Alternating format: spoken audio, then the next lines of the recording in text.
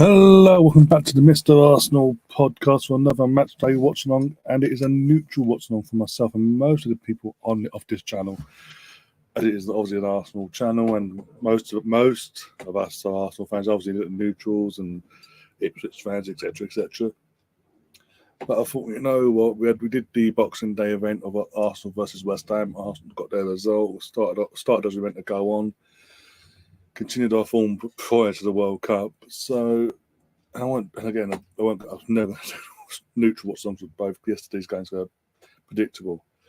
And people will say this is sort of predictable as well. And it's Leeds at home, Elland Road, to Man City. It's Haaland, it's Gundogan, it's De Bruyne against Leeds, basically. Against Mizzi, I've got the goalkeeper and things like that. It's Rodrigo for Leeds, and as I say, people will say this is a predictable thing, what you're doing, Ryan. But again, I like doing neutral watch. I've got nothing else to do, so I thought, you know what, set it all up, let's do it. And there's not jeopardy, but there's a bit of a connection as an Arsenal fan. There's a bit of a willing for one team to win more than the other, even though Arsenal aren't involved.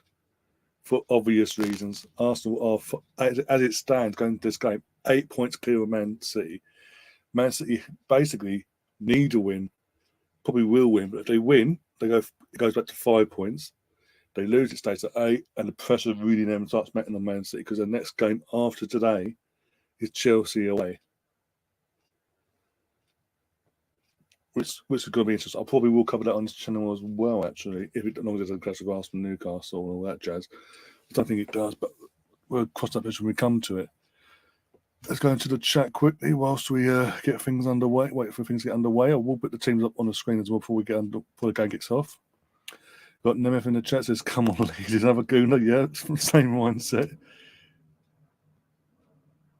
Conan in the chat, get it? How you today? I am good, my friend. I hope you had a good Christmas, my friend, and obviously all ready for the festivities, but the events of the weekend with New Year coming around the corner. And birthday boy himself, happy birthday to Tom. Is that a bit of what? I don't know. If I was him, I'll be like, I want to enjoy my birthday, but I want to watch my team play no matter who they're playing. And obviously, being a Leeds fan, I'll be like, anyone but Man City, basically. Anyone but Man City and Arsenal, you'd be happy with for today's game. But sadly, you've got Man City. I have said, though, the last couple of weeks, this could be, I'm saying it will be, it could be one of them games where you never know. Leeds, Elland Road, the fans, first game after the World Cup as well, after the break. The fans are going to be up for it. It's going to be a raucous atmosphere. It's Elland Road under the lights. Long as the players then do their part and turn up as well, you never know. They could frustrate Man City. Not saying they'll beat them, but they could frustrate them to a point of no return, basically. And Leeds. Mr. Tom. I was really upset when they changed the date of this, but I don't, mate. As I say, if I was you, I would be the same as well. Like, if it had been anyone, if I'm in your position, and this game's come about around my birthday, and I'm thinking I'm hoping anyone. I'm praying anyone but Leeds or Arsenal, comment the way the season's gone so far, or Newcastle. Anyone of them, apart from anyone from them three, aside from them three, you're happy with. But you just got the defending champions, and they as I say, they have to win. Otherwise, questions. Even though it's still early in the season, even though we are going to New Year, it's still early in the season. Questions will start being asked of Man City and Pep Guardiola if they fail to win tonight and remain 8 points behind Arsenal at the moment. And I think they're a point behind Newcastle. They lose today if Man City lose, because Newcastle are in second, I believe. They are, but anyway. They're 6 points behind us. Oh, we've got a prediction already. I didn't even ask him. Nemeth, go for a 2-all score. Mate, I'll take it. any sort of Man City, any way Man City can drop points tonight, I'll take. But as we wait, as it kick off, fast approaches, by the way, here is, if it comes up, there we go. I'll go for the home team first. And Leeds United's first 11 and bench for tonight. You got Misley in goal, Christensen, Sujic, Cooper, Cooch, Cock. I don't know how you pronounce it. Fucking different pronunciations every week. Rossa, Forshaw, Sam Greenwood, Junior, by the way, Junior. For anyone on the channel that knows, you know. Harrison, Ganato, Rodrigo, and on the bench you've got in goal, I think substitute goalkeeper, former Everton and Wigan goalkeeper Rubles. Luke Ayling, former Arsenal defender, has since, ironically, actually, you know what? I'll tell you ironically, since he got sent off the back end of last season and missed the last, and pretty much almost put Leeds in the crapper for the last couple of games of the season after playing Arsenal, he got sent off. He had a bit of an injury at the start of the season, but he ain't a starter anymore. He was performing that sending off against Arsenal. He was a star, even under Jesse March at the start of Jesse's reign. No longer the case. Firpo, Lorente, Gabi, Glick, Somerville. I was surprised to see him on the bench actually. Harrison and Gerdert. Probably butchered half the names, but I don't care. And bear with me while I get the Man City lineups. Oh, pardon me.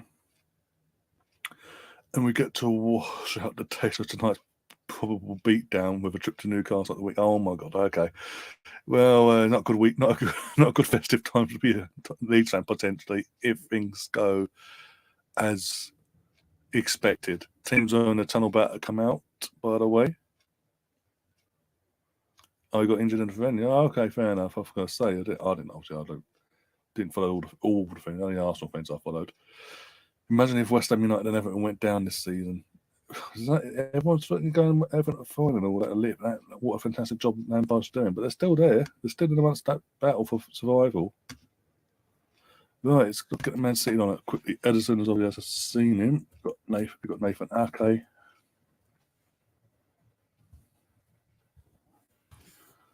Gundogan. You can see all that jazz. Here we go. Of course, I was putting too much post. All right, here we go. All right, move. Let's go. Hey.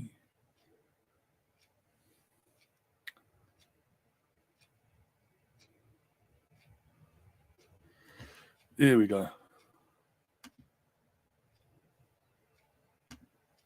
course, he's bloody Ireland. Oh, Sophie's in the chat. Guna Gossip Girl. Guna Gossip TV's in the chat. Sophie, how you doing, my friend? I ain't seen you on the channel for a while, actually. Keep him well. I hope you had a good Christmas, Soph. But we've got Edison in goal, as I'm already mentioned. Then you got Lewis at fullback. The new centre back as here. Akinji, Stones, and Ake is the back. That's the back line. Then you got Rodrigo, De Bruyne, Gundogan. Then the forward three of Mahrez, Grealish, and Haaland down the middle. You've got Ortega, Moreno, Walker, Phillips, Cancelo, Laporte, Bernardo Silva, Gomez, Foden, and Palmer on the bench. And the teams have just come out on the screen. There we go. I would put the volume up a bit, but did that for the Arsenal game, and my live stream went from being monetized to partially monetized because of the commentary came through on the audio. It wasn't copyrighted or anything like that. It's just literally, oh well, actually, we're going to partially monetize the thing.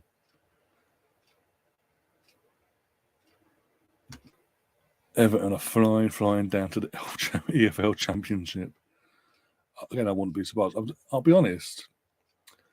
In one sense, I was, especially after watching the first game of the season against Chelsea, how drab that game was. I'm a neutral. How drab that game was from both perspectives. That must have been. I am surprised they've picked up the points they have. I mean, it is what it is, but I think Bournemouth will go. I do think Bournemouth will go now. If the new ownership stick with the manager they've inherited in Gary O'Neill, who I know it's not his fault, but it was only just appointed like days before. Sorry, the ownership went, like, the new owners and all that came in, the takeover happened. So if the inherited manager they probably didn't want themselves. And they want to hire their own person, especially if you look at some of the names that are part of that consortium as well. They ain't going to be wanting to own a championship club, potentially. I personally don't see Gary Neal lasting the rest of the season, especially how up and down they can be. I mean, it came in as a caretaker, they did well, and I think that's why he got the job. And the main factor of obviously Bielsa didn't want to go to Bournemouth, basically, was another factor. But yeah, you can't tell me the new owners won't want their own man at the helm, one way or the other.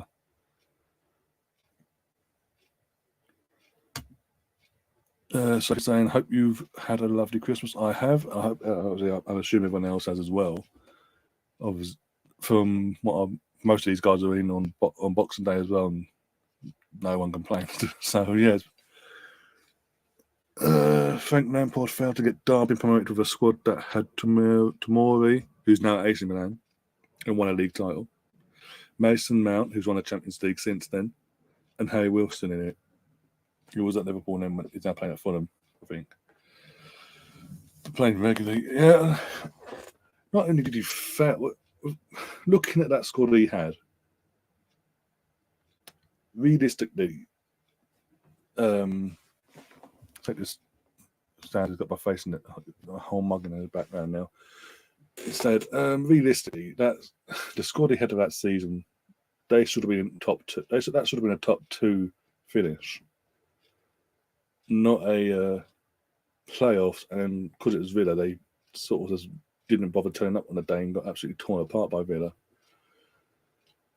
And then he had the gumption to go, Chelsea want me, bye. I know they gave him his career and all that. One sec. Minutes applause or the late George Cohen, MBE, former England fullback from the World Cup winning team of '66, leaving us with just two surviving members of that squad now.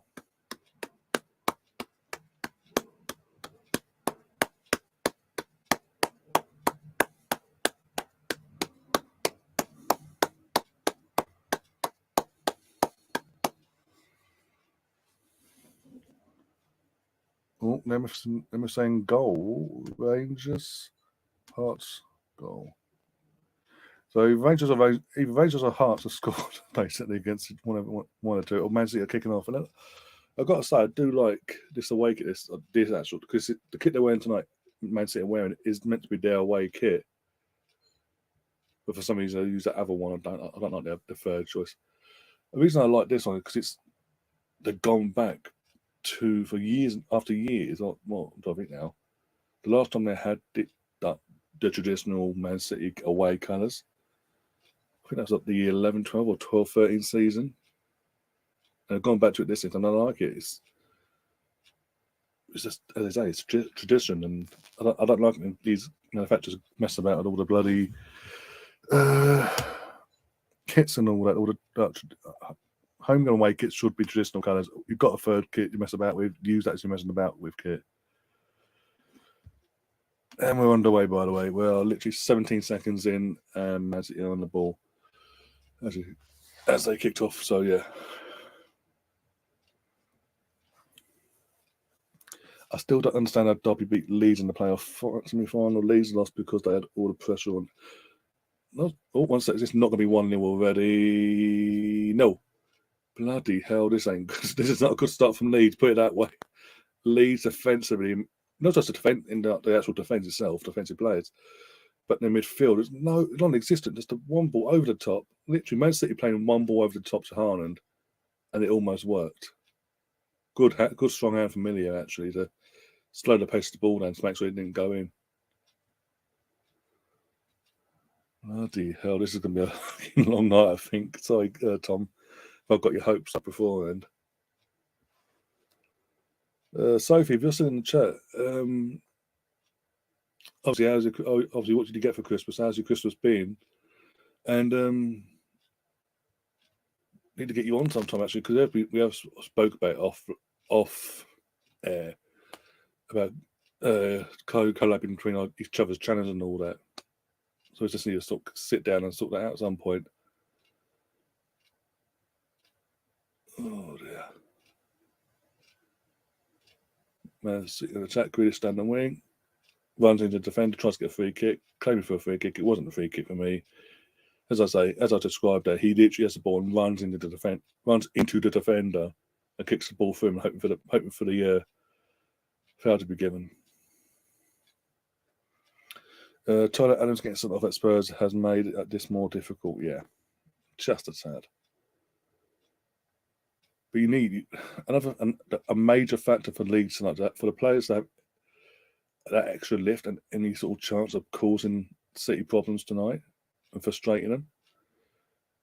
You do need the Ellen Road crowd to be vocal non-stop. Don't sit there in silence and wait for something to happen. They need to get beyond the team and really make it pardon my friends, a fucking raucous atmosphere where it scares the life out of the City players, basically.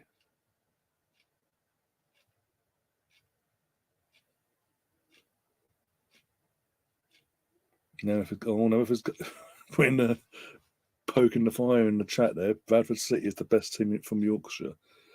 I think league status says different. I mean, they've got Mark Hughes as their manager now, or coach, whatever they call it. Oh no, giving them too much. Again, I know it's Man City, and you are going to try and sit back and do them a counter, but Haaland is the threat. Let's be honest here. In terms of the front three, he is the main threat on every aspect. And the defenders are just letting him move about the box. And he's in that free kick situation of his own accord, basically. Can do what he wants. Yeah. That's never a good sign.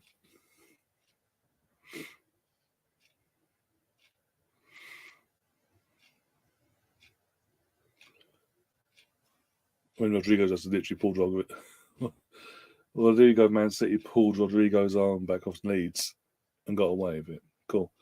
Leeds on the attack here. That's when you need someone like a Bamford just to be there and read the playing. Let's go, bang. Have a shot and see what happens. Chris, Liverpool fans in the chat. Hi, chaps. He said, how you doing, Chris? Hope you had a good Christmas, by the way. Leeds need to show some fight and hunger and unleash Rodrigo. Yep. To have any chance tonight. Just not. I won't say just tonight, but tonight especially, because obviously, from an Arsenal perspective, it helps us out massively. But also going forward, as I say, as Tom said, it's got Newcastle next, and they showed the other day that they will take their chances. They will tear you a new one if you give them the opportunity.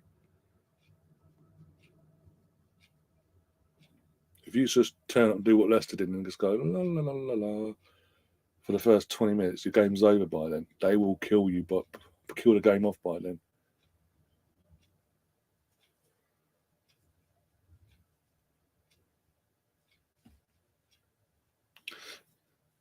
But looking forward to obviously the fixtures and all that coming up.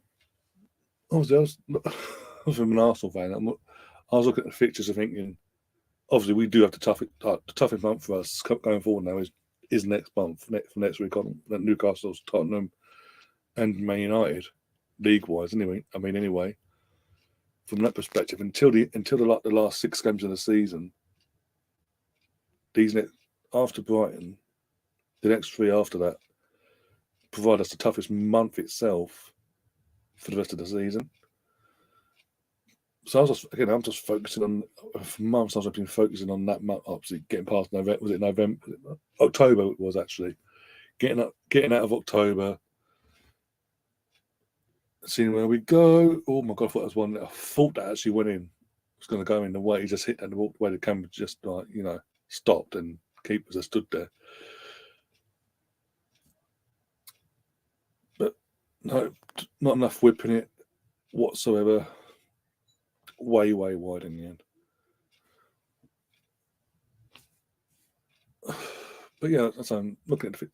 I didn't realise until literally they started advertising, like Sky and all that, advertising the upcoming fixtures on TV and all that.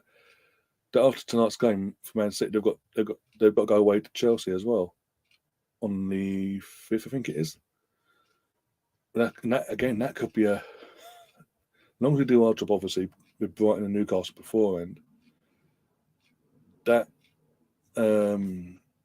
Chelsea Man City could be detrimental in terms of how much breathing space we have going into Tottenham after the Newcastle game, because we obviously play Brighton, Newcastle, and then they obviously play Man City a day or two later.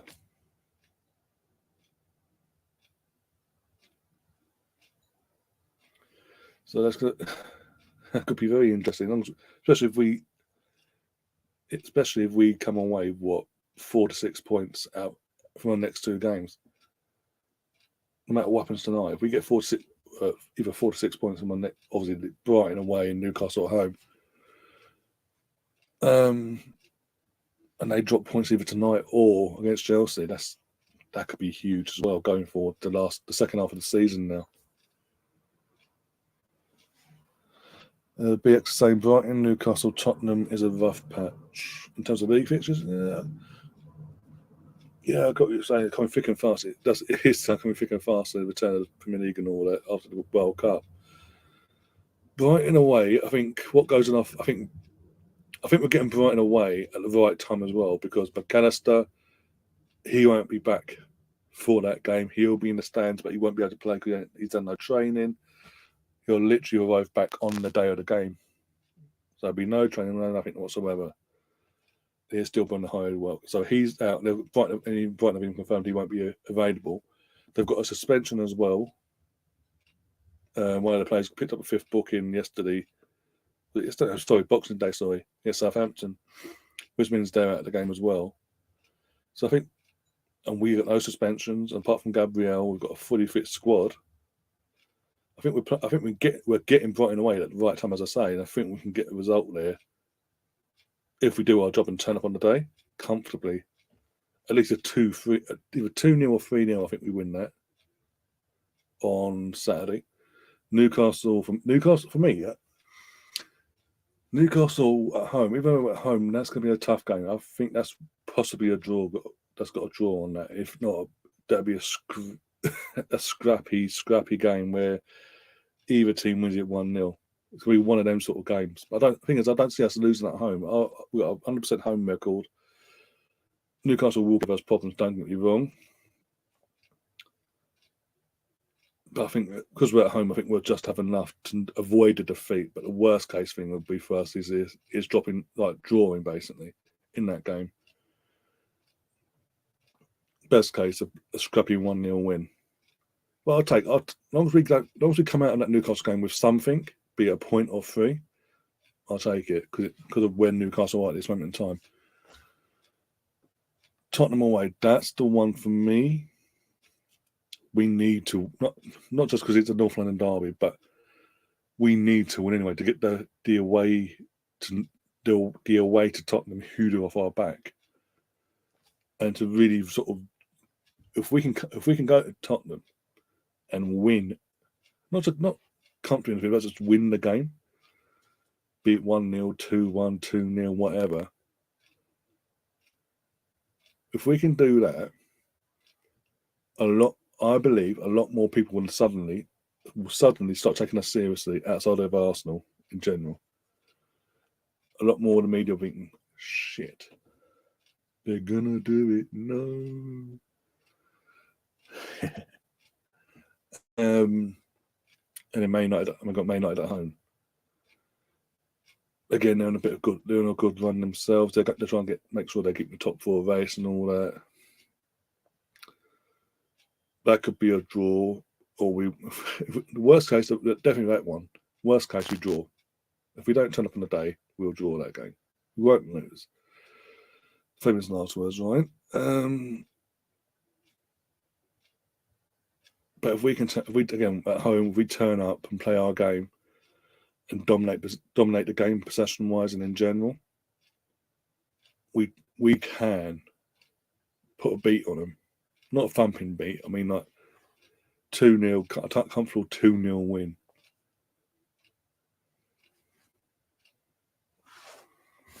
If we turn up on the day, that's all. But the thing is, I'm saying all this, but I keep saying it. We do have to take, in terms of Arsenal, from an Arsenal perspective at the moment, one game at a time. So, as far as I'm concerned, I'm just focusing I'm fully focusing on Brighton on New Year's Eve, and then I'll worry about Newcastle, and then we'll take it from there.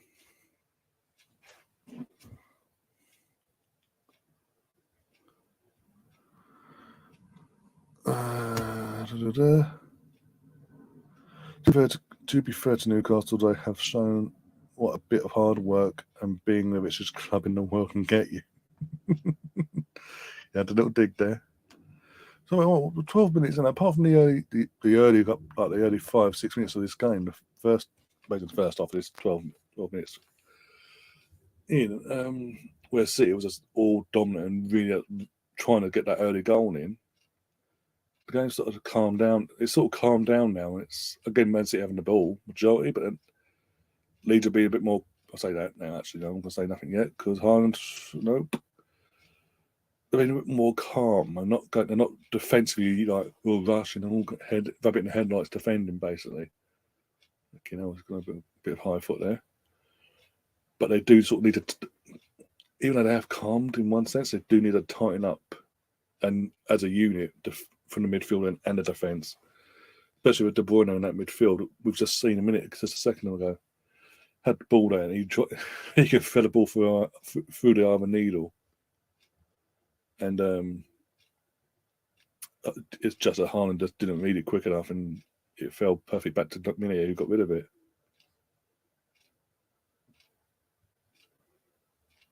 Go on, Sam. Run at him. That's a bit of a risky pass, almost backfired.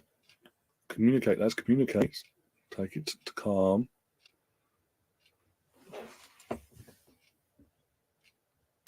McAllister always tends to peak around Christmas, especially if his parents go to Paris. But thankfully, he's not. As I say, Brighton have already confirmed he won't be back for the Arsenal game at the weekend.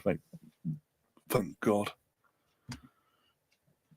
Hence why I say we're getting them at the right time, especially Brighton away, as in away to Brighton. I mean, I don't get it. With certain teams, when they come up, we had it for what was it in the early 2000s when Bolton came up under Sam Allardyce. Sorry, for I don't know how long. I remember now. But when I came up in 2001, yeah, 2001-02 season, wasn't it? When I came in 2001. All the way through Sam Allardyce's tenure as a Bolton manager in their stint as a Premier League club, Bolton away was out of the two. Bolton at home, majority of the time we would win. Occasionally we'd drop points and drop arse, or once in a blue moon. But Bolton away was a pain in our arse. We'd always, 9 times out of 10, we'd either draw or lose. And as I say, occasionally we'd turn up and put a beat down on them. Occasionally, literally 2-3 times in that time frame. The majority of the time, it's always them going, "Hi, we've got an Elka, one of your ex-players." Boom, 3-1. It was ridiculous. I think again, my point is, obviously with Brighton, ever since they've come up, home and away, they've been a pain in our asses. They can either come to us and nick points, of either beat us or they nick a point off us, or we go to them and they cause us nothing but problems.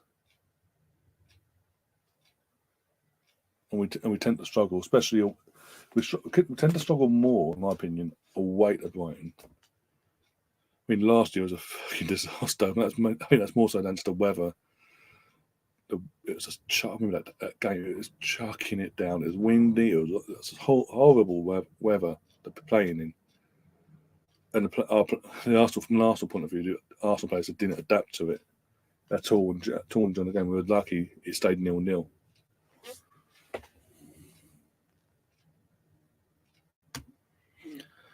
Newcastle, this is Colin, by the way. Newcastle are showing Chelsea that there needs to be structure to throwing money at it. Yeah. Yeah, again, this is even though it's the same. Tom said before, Newcastle are the richest club in the world, and that's a massive benefit to where they are now and all that. Yeah, but it's not like when Roman came along in 2003, and literally straight from the off, there was no financial fair play, no restrictions. He just went, "I got money, off you go. You want a player? Tell me who you want. We'll get him."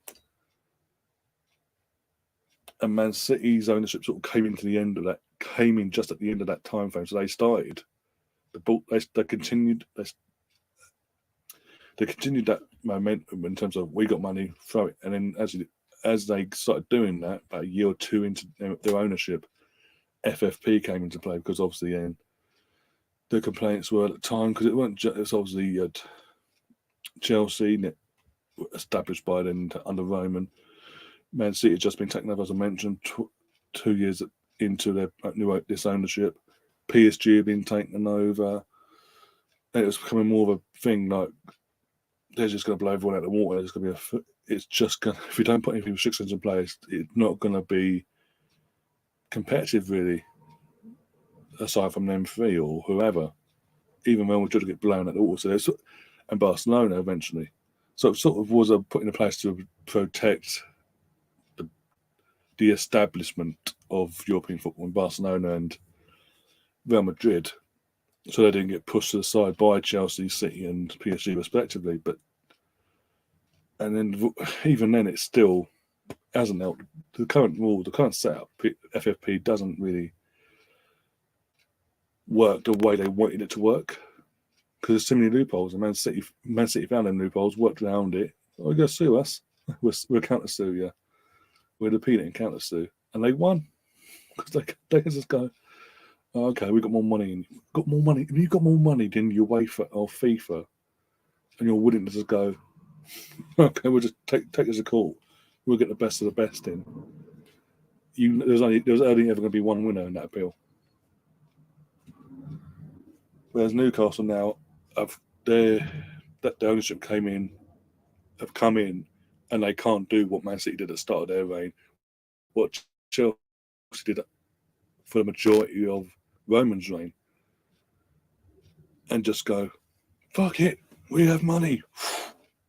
World class manager, got ya. World class players, got ya. Straight from the off, they have to, as you say, structure and build, not just a match day squad, but build a club in general to be sustainable going forward. Oh God, that was it. This game's sort of petering out at the moment, sort of going through the motions. Man City are still having chances, don't get me wrong, but I mean, Gundogan there, 35, 40 yards out from goal? No reason for him to do it. He just randomly, all the space in the world, by the way, has a shot, but you can tell from the way he's hit it, he's not hit it properly. He's not comfortable hitting it either. And it started dragging him wide. He's completely missed it. This goes from being on target to moving away from the target, basically. 5 attempts, 1 on target. No attempts, none on target. Bloody hell. Leeds need to get... you could tell the game plan from Leeds. Oh, get up, mate. Get an haircut. If you're hurt, that's your own fault. Jack Grealish is down holding his back, rolling around on the floor like a pain in the backside. But it's not even, again, like earlier on in the game, it's off his own doing. He had the ball, he's dribbling, and he literally runs into the defender. Looking now, look, so the replay runs into the defender. And he's like, oh, ref, I want a free kick. I'm hurt. But when you're running into space and there's a player in front of you, but you can run away either side, and you decide not to, I have no sympathy for you.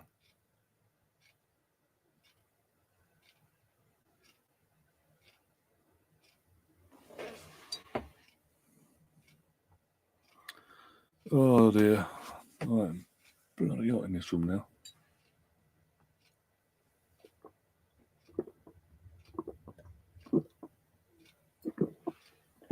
Oh dear.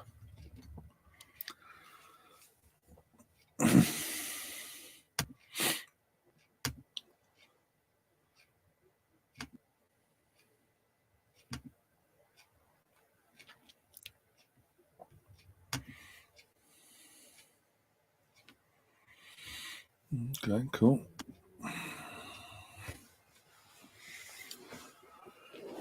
Oh God, stop crying, Jack, for God's sake.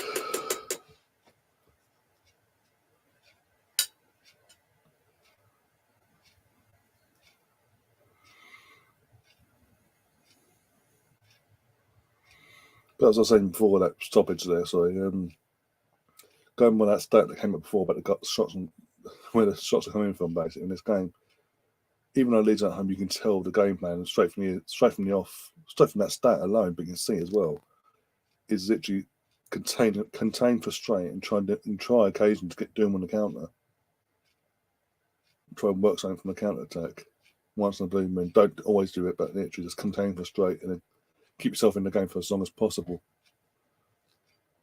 If they can maintain that, fantastic. But it's Man City, so it's going to be hard, especially when you've got Hahn and Bruyne, Grealish, Gundogan coming at you fucking 90 minutes up for 90 odd minutes. I think Foden's on the bench. I didn't even check the bench for Man City actually.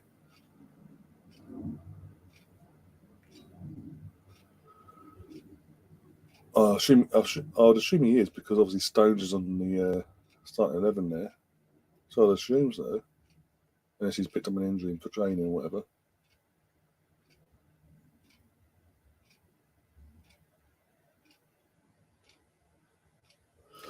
Oh dear. We lost 11-0 on aggregate to Man City last season, so this is not surprising to me. No, again, that's one blessing to say. Actually, haven't, anything happened yet in that sense. What was it? Was it the first game you played against them last season? Was it at Man City? The 7-0 thumping. That's either way. The first time you faced them last season, we lost 7-0 under Bielsa. I was thinking, honestly thought he was. Honestly thought, even though Man City, the way you just capitulated in that game and got torn a new one, the way you had by scoring on and everything, I was half expecting an announcement to come within the next day saying we've parted company with Bielsa. Thank you for your services. And they're going to look for a new manager then. If I'm being brutally honest. But again, they didn't. They stuck by him. They gave him a bit because of what he had done, getting you into the Premier League in the first place. That credit in the bank, as they always meant. People always talk about respect for their respective clubs, credit in the bank. That brought me a bit more time. That clearly brought me a bit more time, but it weren't. For whatever reason, it just wasn't working. He's the only striker he basically had at the time as a natural striker was fucking injured for most of the last season, and it was just a mitigating disaster from that point of view. Then you got beyond with that added to the equation. You've got Rafinha's agent, former Portugal, Barcelona, and Chelsea player, fucking Deco, being a prick behind the scenes, going from January onwards. Don't worry, Rafinha, I'm going to get you to Barcelona. No matter what happens this season, we're going to get you to Barcelona in the summer. So, basically, even though he did score the goal to keep you guys up in the end, and the last game of the season against Brentford, he was getting distracted by his agent throughout the season. August, that can't be helping either. I think, what was it when he played us? When Leeds played Arsenal at Ellen Road, was it 4-1 we beat you? They only game that weekend, by the way, because of COVID and all that. But anyway, yes, your injuries were that bad. You had the entire bench was literally 15-year-olds, and two or three of the starters were 15-year-olds as well, 15, 16-year-olds as well. You literally had to play pretty much your youth team basically against us.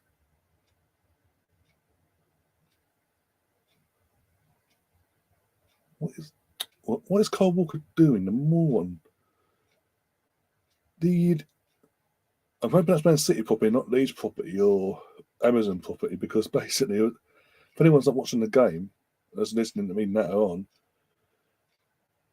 the Amazon cameras are panned to the bench where Kyle Walker's there on the bench, he's watching the game, standing up, he stood up, because here at Ellen Road is the old school dugouts as well, but he stood up, and I think it's like a camera or something attached to the dugout, the corner part. He's looking at it, having a laugh, goes to sit down, and actually goes, no, I'm going to stand up. The thing is, the thing's not bothering him anyway. He's not hitting him or knocking him on the head or nothing. Looks up again, has a little laugh, grabs it, takes it off, and throws it to the floor. That's bizarre. That was bizarre. Seriously, you get a free kick. Leeds has got a free kick there, and you're fouling him. I mean, that's soft. That was soft, actually. Stuart Atwell, surprise. Why is it Stuart Atwell refereeing against Man City and giving dodgy, soft decisions against the opposition team? What the fuck? Oh my god! No. Again, I didn't realise that someone else. I seen it in a replay. I thought it was I thought they'd been done for offside or something. The free kick. No, it's called up for a foul on John Stones. It was the softest thing in the world. It's a 50-50. It's like basically both John Stones and Cooper grabbing hold of each other, and John Stones had a bit more savvy about him and threw himself to the floor and got a free kick for it. Okay, now it was 7-0 with 20 minutes left. I was praying that he didn't go to 10. That's what I'm saying. It wasn't. I don't think it was on TV the game either. But it was just. I remember waking up the next morning, Sky Sports News on it. It's just that was the main headline. He got Leeds just absolutely got torn a new one, and I'm thinking that he's gonna get sacked for this.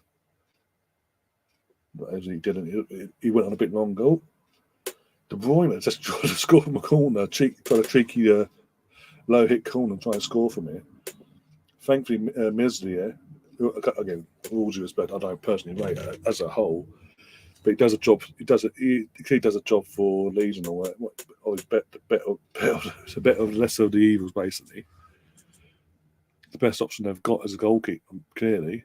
But you know what? He stayed aware there, stayed on his line. Ball came to him. Boom.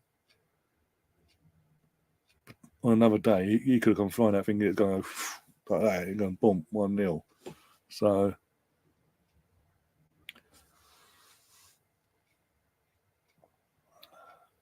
Yeah.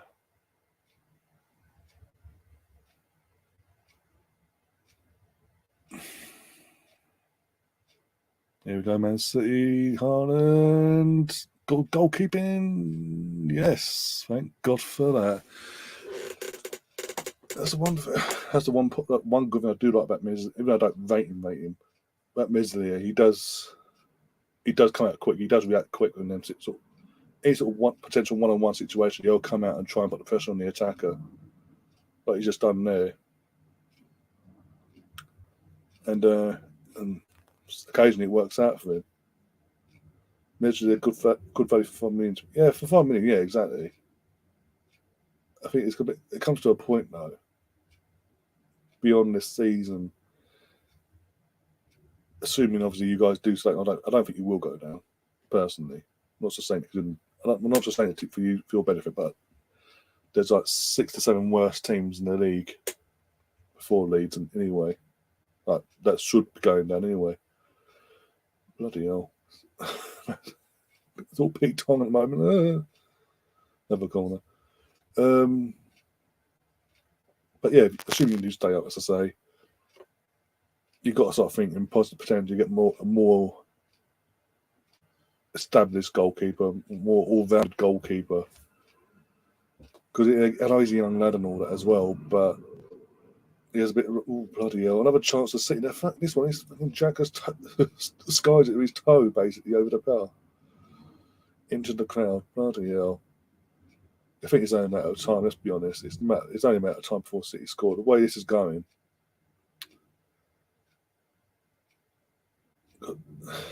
because I can't see Man City being this wasteful for the entirety of the match.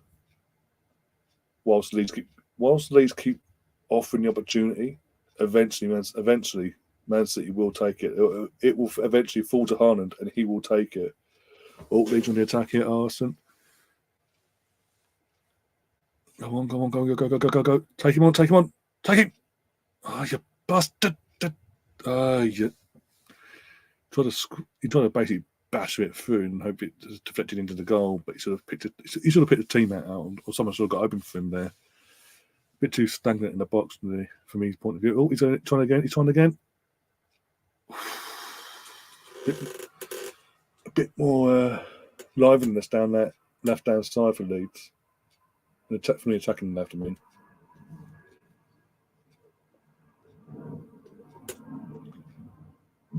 Oh, man.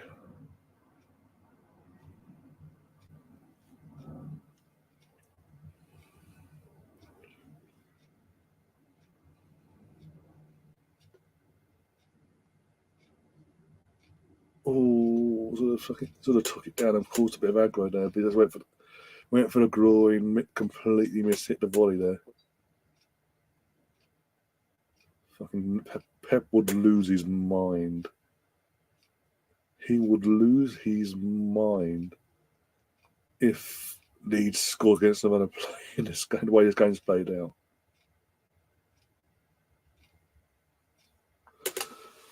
Oh dear. Oh, my leg.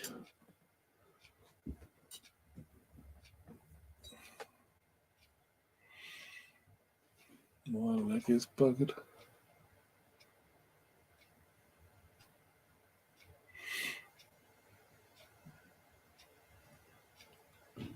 So scrappy, bloody hell.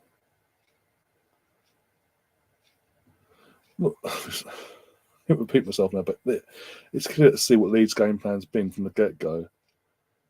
And as I say, occasionally I'm doing the counter-attacking on Man City side, and caused a bit of stress occasionally for Man City because they do look. We've seen it all season in Man City's defence. Defensively, they look gettable. But there's only so much time that's going to be maintained for before something happens like this. Good goalkeeping from Midsley, but in poor clearance, almost putting Midsley back into trouble there potentially if another one of the other Leeds players hadn't read it and handed it back to him. That's 21, wasn't it? Number 21. Just hoofed that literally went. I know what he's trying to do, but he just completely hashed it into the air, up and under, and it almost put Leeds back in the top bother again if it had fallen to a City player.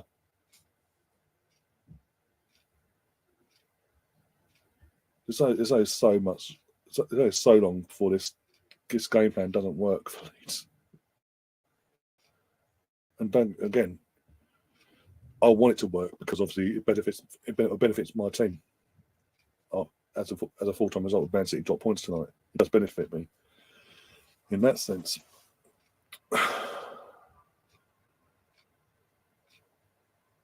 these need to be structured and organised for the entirety. They can't not one of the players can switch off. Even the players, any players that come on, they've got to sing from the same hymn sheet.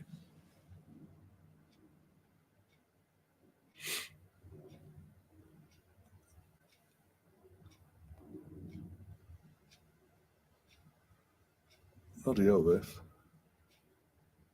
Oh, Man City in the attack now. Is this going to be it? Is this going to be it before, literally 10 minutes before half time? No. Fucking good block from Christensen. Great block from Christensen, actually. Great block.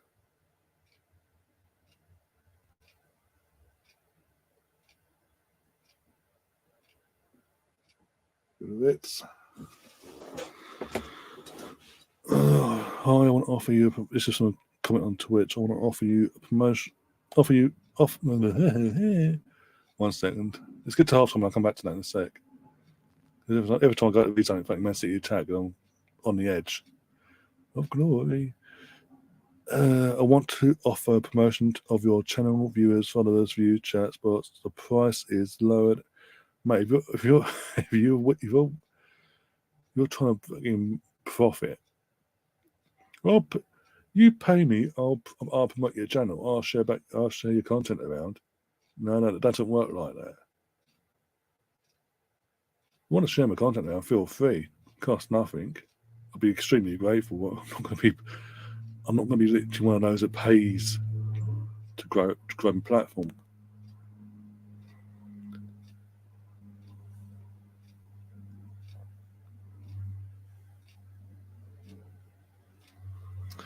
And that's just that. Oh dear.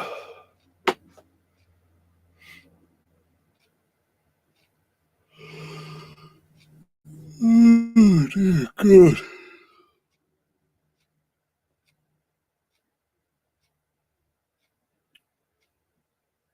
But say Sam needs a bit of help there. Fucking hell.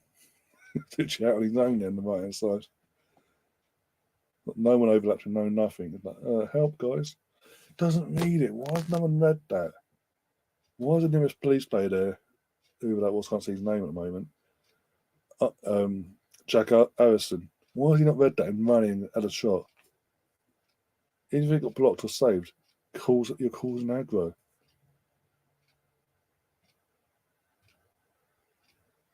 If he scores, you're fury off it. What Leeds and Arsenal fans are like.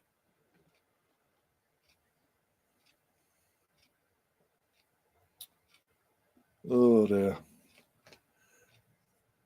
By the way, guys, turn to content going obviously after tonight's game. I know it's still first half, but might as well talk about Leeds. Man City got a free kick here. That's lazy from Cooper. Obviously, we'll be back. We're going to be back again 5 o'clock on New Year's Eve on Saturday night for Brighton versus Arsenal. Doing a live watch on that. Liam, myself, Gary will all be here. Hopefully, a couple of others will be available for that as well. But it's New Year's Eve, so it's going to be a bit. Let's see.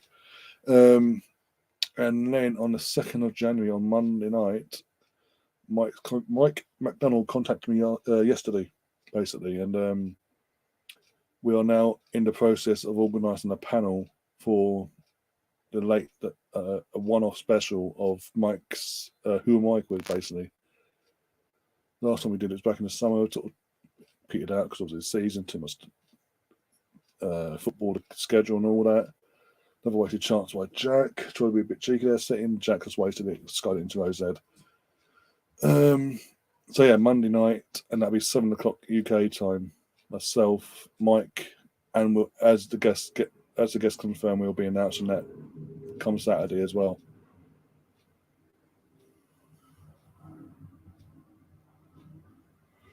Tom saying, I like the little gang you put together for the watch-alongs. It just seems to have worked. It just seems to have clicked up. Since I've done, again, the watch-alongs only came about during the lockdown period of COVID and all that. They sort of came back to the channel and sort of because they're doing so well. Not just the Arsenal ones, but the neutral ones. I sort of thought, you know what, even we do get back to normality in terms of fans back in the stadiums. I want to continue doing the watch-alongs. Even if I'm at the game, I want to continue to do have someone cover me and all that, if possible. And so far, that's always been the case so far. Touch wood. No, wood. And amongst all that, as I say, we've had multiple different a mixture of panels and all that. Some are still, the majority of them are still with us channel wise and supporting the channel and come on when they can and all that. Others have been snaky and showed their real selves and will never be on this channel ever again. And all that jazz. We'll never get back. We're not going to get into it, but for the OGs of the time frame, they will know what I'm on about on that side of things. But yeah, but slowly but surely, we've back in about February time when started introducing Liam to the channel for the away watch-alongs more so because obviously he's a season ticket holder, so obviously if there was those strikes, he'd always go to the home games. But for the away games, it's how it came about basically with Liam being able to come on and all that. And we've just fallen into this trio ship in terms of the Arsenal watch-alongs when we're all available. Obviously, I'm always available because of my channel and all, but myself, Gary, and Liam, especially on the away days. And I think it was going into the new year. We're going to see a bit of Liam in the home games as well because of the train strikes and all that. Because he won't be able to get to the Newcastle and all that by the looks of it as well. Unless that gets sorted between now and then, in the next few days. Oh my God! How many chances Man City you want? But yeah, we just fallen into it, and you guys think the strategies are you guys, yourself, Tom, and other regulars. You will enjoy us, the three of us. So why try and fix something that doesn't need fixing, as they say. Occasionally, Joel does his bit as well when he's available. He'll come on, and when he can, if he's not working or any family commitments, he'll come on before the kick-off, half-time and afterwards for his bit of segment as well. I think again that's a different thing, a different niche, so we say that we offer for Arsenal watch-alongs anyway, which is it's different than I enjoy anyway, because you get to see someone's sort of a reaction from, especially at the full-time during the game, because it's happening at half-time as well. It comes in at half-time and at full-time as well, not just before. So you get to see a fan's reaction, a fan's point of view before, during, and then after, but in stages. From that side of things, when it comes to Joel, I think that's a good. That seems to be a good fit for everyone as well. And again, occasionally we'll bring in Melvin or whoever's or Vas or Sam Green was available. We'll bring him in as well occasionally as well. But we've fallen on this little trio in terms of the watch-alongs. It's as you say, it seems to have worked. It seems to have worked. We all bounce off each other and have a bit of banter and a bit of a laugh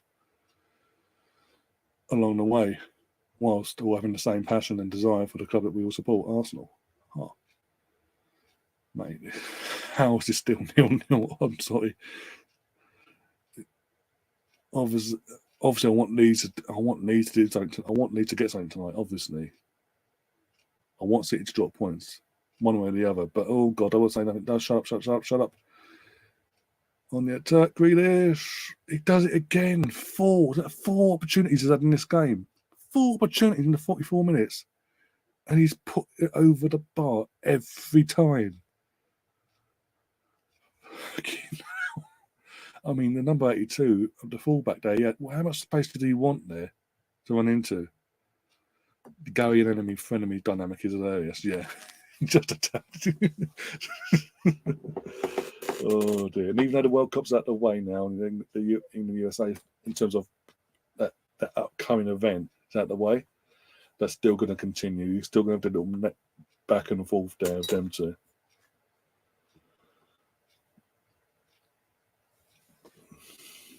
And if you don't get it, and if you don't get it for one game, you can have Liam making his baby cry. 10 seconds in, hi. It's one thing I was at one second. So Liam was meant to come on, but he had a family over, so he couldn't get up and all that. So he was busy basically for Boxing Day in the end. I was thinking, you know what? Oh, one sec. Good save. Oh, 1-0. There you go. Rodrigo. Fuck's sake. It was coming. It was coming, sadly. It was a soft goal to give away. Of all the opportunities that have been let up tonight, that was soft. And it would be the CDM, the shithouse that he is, doing that, scoring the goal there. Oh, dear.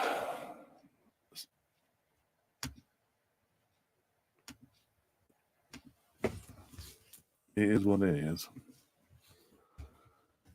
Oh, I don't know. He interfered with his standing in a way, maybe. I don't think they'll give it for offside anyway.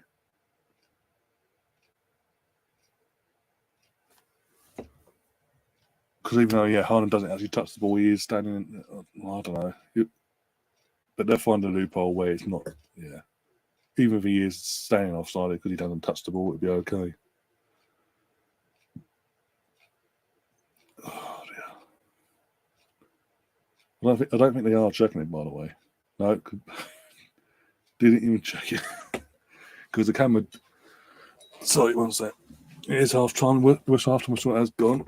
Literally, not even heading on 30 seconds for this celebration. All like that. We ain't the World Cup. We will get off the pitch. It was coming again. The goal was coming, so I'm disappointed down one sense because I wanted this to be frustrated a bit longer. It was soft. It now means for Leeds to get anything out of this game, they're going to have to come out a bit more, be a bit more adventurous going forward in the second half. But the reason I thought they might be checking for something because literally when they're showing the replays, the replay they're showing stopped on Haaland standing, like leaning.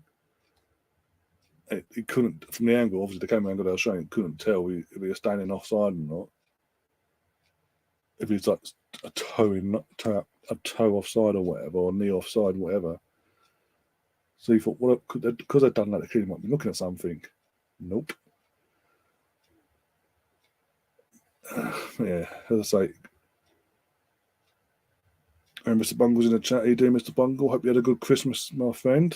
I did myself. In reply to your most recent comment, I did myself. Say now. But yeah, as I say, I'm talking about this game here.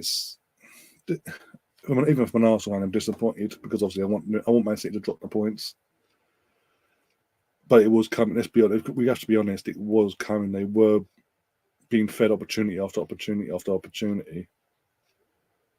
Okay, Jesse, what's plan B, says Tom. Yeah, exactly. That's the question now. If it'd been 0-0 half time, you could stick to the game plan. But you can't stick to that now.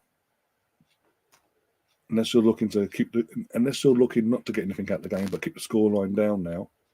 You have to now twist, have a plan B, and go with that one now to get yourselves back in. Make a sub or something, attack-minded sub or something, just to try something different. Basically, keep Man City on their toes, because this could be a very dull 45 minutes coming forward. Otherwise, even though, as I say, it was. Even though Man City deserved to be in the lead, because of the amount of opportunities they've been fed in that first half, I still want City to drop points. So it's disappointing in that sense. They've all played out a bit of shithouse that is Rodrigo or Rodriguez, whatever his fucking name is. Rodri, that's it. It's Rodri, but obviously that's short for Ever since he scored against us last year on New Year's Day, and did the I'm going to go to the family section of kids and give it and taunt them for scoring a winning goal against their club. Can't stand the prick.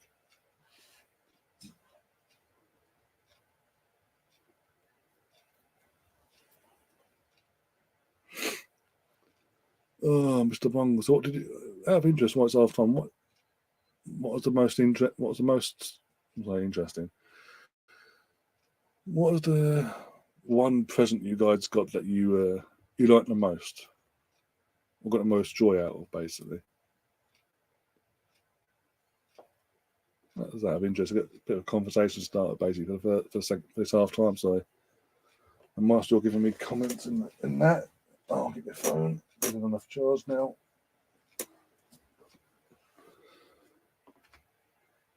Oh.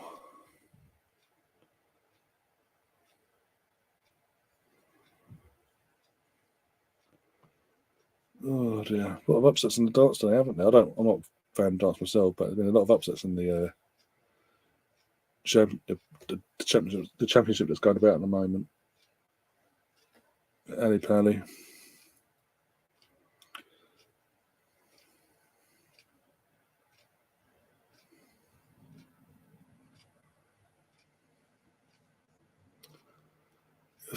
It's just a soft goal to give away. There's a showing the goal again now.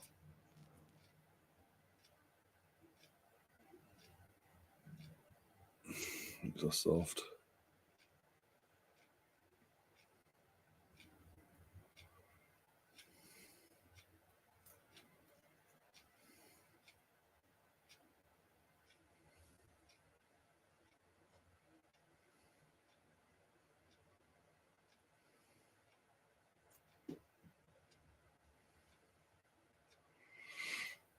Oh dear. I'll try to check a few things. Adidas hoodie and Arsenal pink jersey. We've got the Arsenal. Oh yeah, you mentioned in the Boxing Day stream them a few about the pink shirt in terms of you're going to wear it for meeting up with your brother-in-law who's a Spurs fan. I bet that went down well. Adidas. What sort of Adidas hoodie? And then what is it? The current logo? Is it the old school logo? Yeah, it's out of interest.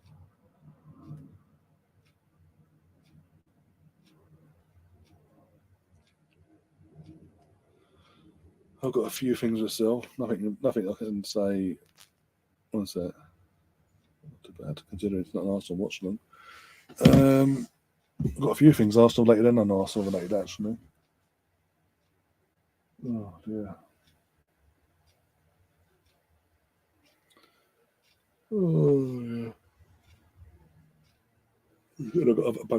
I've got still bits I haven't arrived yet. I'm going to get as well apparently.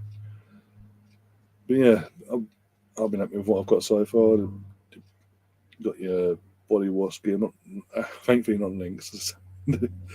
Something different this year in terms of the old gift set side of things. Got me U2, got the entire U2 band in Funko Pop form. So the Eds, Larry, Adam, Bono. Got a couple cups, i.e. mugs, whatever. I think now I've got what's that? What's that behind me? I've got 2 signed photos of Saka and one Smith Rowe. I've got a Del Boy. Only Fools and Horses book.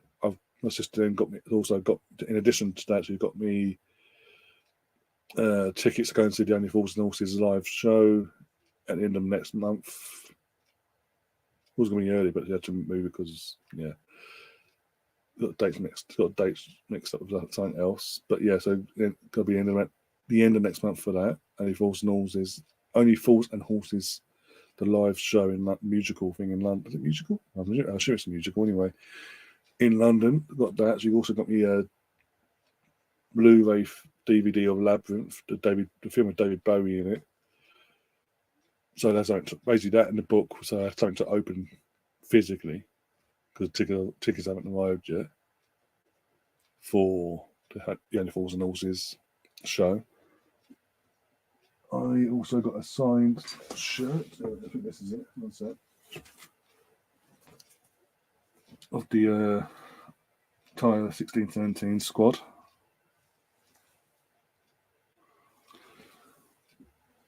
From parts of the mum. Where is it? Where's everyone? Here it is. Also got this signed T-shirt signed by Alan Smith European Cup winners against Parma in '94. Arsenal won Parma 0, Copenhagen, May '94. And if you can see it, it's signed. Yeah, to say signed by the man himself, Alan Smith.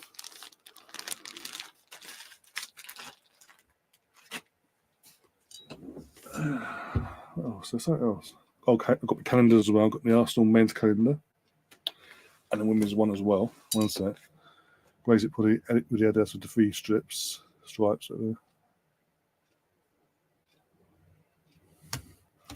We're looking at Arsenal training tops and jackets, waiting for them to go down in price. Fair enough. I think the original training gear, like the navy blue, like yellow and red, I think that'll be going down in price in January. I think because that's what has been at the longest. So yeah, I've got me men's calendar, Arsenal men. Always getting calendars every year. But in addition to that, I've got two this year. Oh dear. I've also got as the second calendar, this one as well. The Arsenal women's team as well. That's my. I know it's Arsenal doesn't make more money. I get Arsenal want to be more inclusive and help bring the women's game on and all that. There is a way you can do that in calendar form as well, in my opinion. You don't have to bring out two different calendars, like men's and an Arsenal women's calendar. You can mould the two together. There are 12 months in a year. You could do pick six men's players, six women's players, and mould them mix them up in between the 12 months. You could have done that, but you went for the one that makes more money in terms of we can sell two, one for the men, one for women. But going forward, they can actually,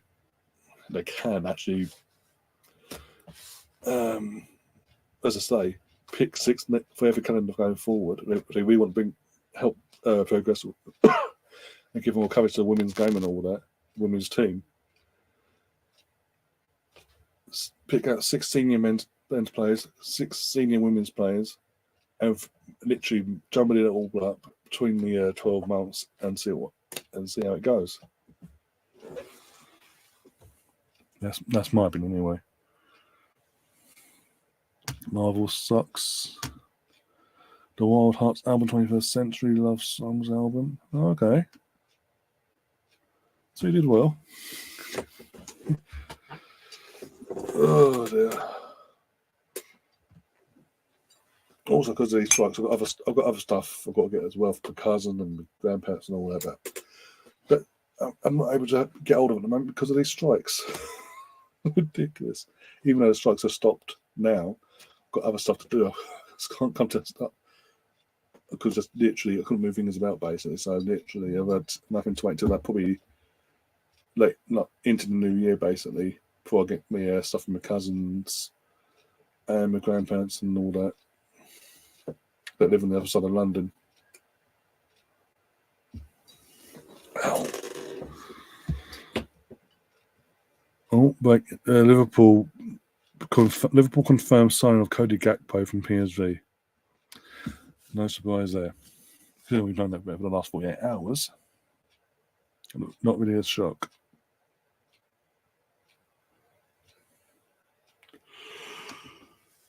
Oh, dear.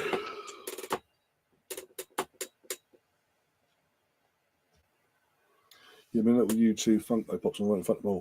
They're all right in front of me, but I grabbed the edge because it's the one nearest to me. So I meant by the old Funko Pops.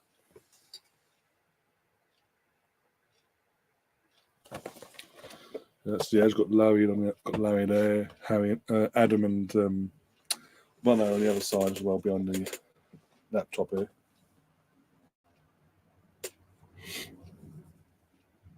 Oh, now.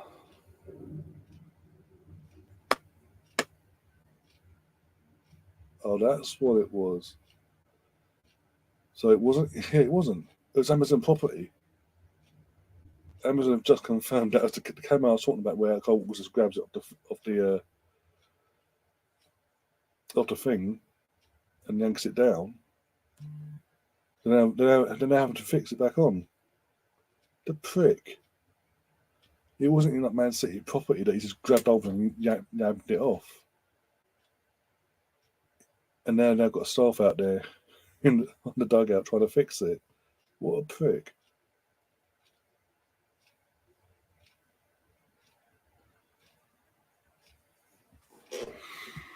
Yeah, Stefan didn't realise this. Liverpool confirmed Gakpo. Yep, just mentioned that myself as well. Not again for Stefan. We've known that was going to happen for the last 48 hours or so. So it's not really that much of a surprise. If they'd announced it on Boxing Day before it got out, yeah, fair enough. For a bit of a shock. Oh, what the hell? But the fact is, we've known about it for the last 48 hours. We know he's on his way. He's on his way to England to have his medical and all that. They really sort of couldn't avoid not confirming it, basically.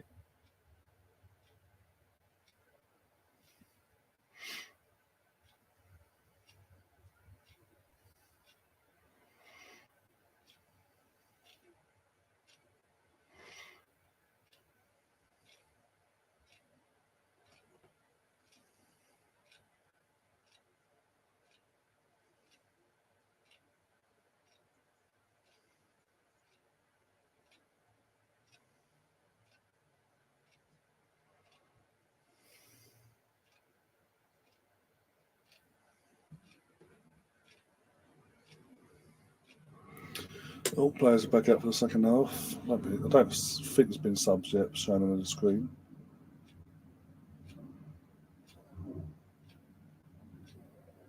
I will double check before we get underway on the phone.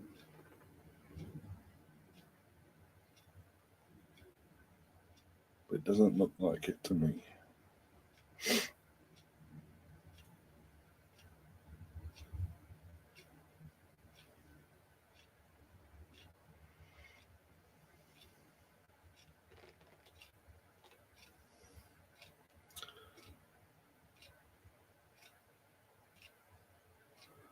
So Leeds will get the second half underway. Begin from right to left and see it from left to right. As I say, for Leeds want to get anything out of this game now, and in terms of taking points off them, they're going to have to change their initial plan to what Tom mentioned before, a plan B, and take it from there, basically. Otherwise, are we just going to have a similar as we had in the first half? Then just sort of trying to sit back and I'm sorry, cup of coffee for someone? Nope. Camera's back in his face, dickhead. Don't. If it'd been Man City, you could sort of say, okay, you'll get a second division from the club. But wait, it's Amazon's property that he's snapped off there. Right. We a few seconds into the second half, about a minute in, and Leeds already attacking a bit more than they did in the first half. Put it that way, as a team. Let's say that, give it away.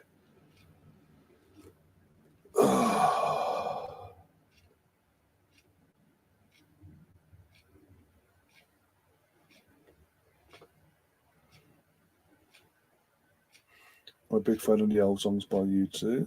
That's what got me into YouTube, to be honest. Obviously, growing up for that era and all that. Oh, Cole, you're going to be a dickhead again. It's not your property. Leave it alone.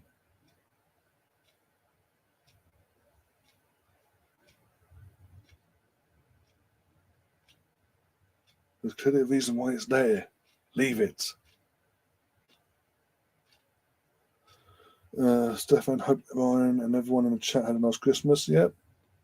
I did myself, and a few others have mentioned they've had a good Christmas as well. I just mentioned at half time some of the stuff that Stefan have got, some of the bits I've got as well so far, with more pending over the next couple of weeks as I get some visit outside of other parts of the family on the other side of London. Sorry.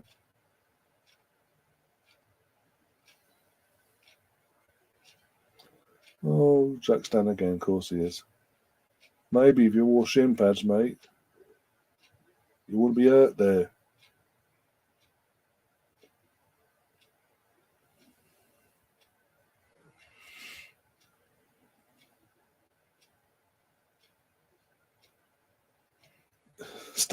Name a few other reasons why Bono went up his ass.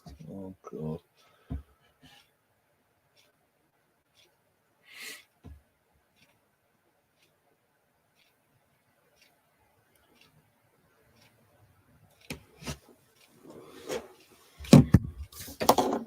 I need a bit. Yeah, I'll do that. Not too loud, but not too low. You know me height. Says Colonel's in the chat. We got Colonel.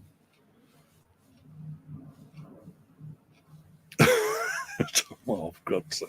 I can't even say that because bloody I'll get my monetization will be taken away from me if I mention that comment. More likely, anyway, Tom. But yeah, not quite there yet, Tom. That's all I'm going to say. It's not that close yet. If you lose 4 or 5-0, if you're losing 4 or 5-0, I can understand you saying that in one sense as a bit of banter. But yeah, it's 1-0. Relax.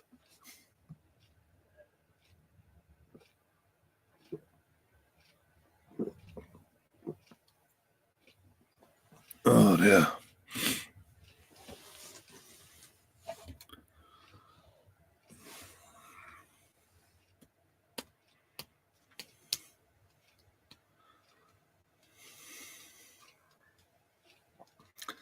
Colonel saying, Tom, get on the pit and give him some tactics. What are you saying, Colonel, that Jesse March isn't qualified enough to manage this team of Leeds United players?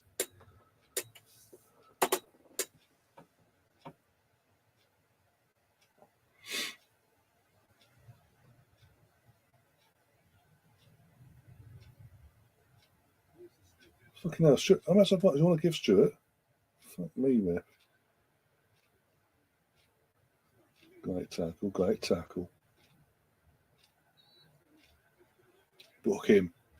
Book the bastard. Book the bastard.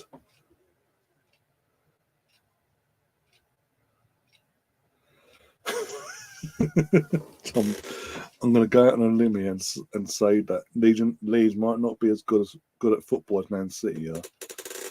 I mean, a country multi-billionaire club sort of helps Man City here. That's the difference. That's the levels in this nowadays. Because 16, 17 years ago, Man City weren't good at football. As you'd say, oh my God, what have you done, Cooper, again? 2-0, and it's Cooper's fault. What was Cooper fucking doing? Fucking about like that, and then give us a ball straight away, straight to bloody Grealish, who just runs, and just literally just runs, tees it off to Haaland, and Haaland just pokes it, literally just pokes it over for fun, basically.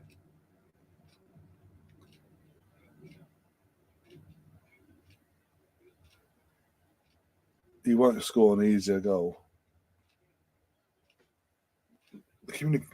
Oh my God, that's pathetic. That was pathetic.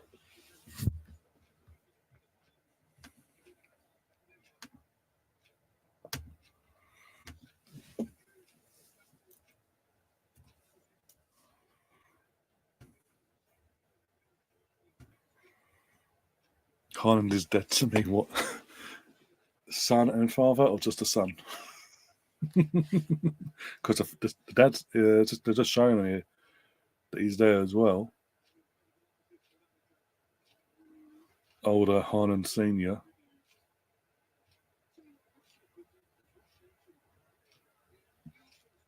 Sake. So I think it's safe to say City are back to second tonight, and the 8 points comes back to 5 points tonight. For what are on today? Wednesday. What day is it? Wednesday. 72 hours at least.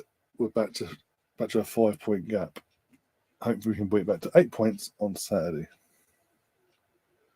And then we've just got to hope that Chelsea do us a favour on the next day or in Man City's next game, basically. At the Bridge. Pray and hope.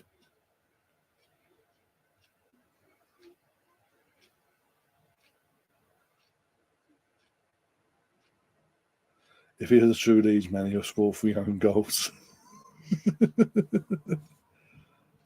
Haaland is a Leeds United fan. That's because his dad and all that. He was born. Technically, when he was born was in Leeds.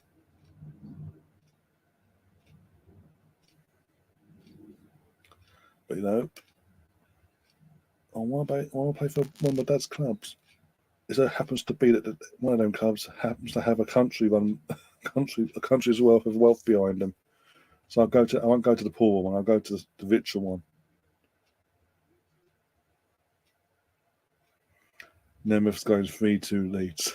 I think the way this game's gone so far, that's wishful thinking, my friend. Celtic and Rangers both winning now, so the gap should remain as it is. Fair enough.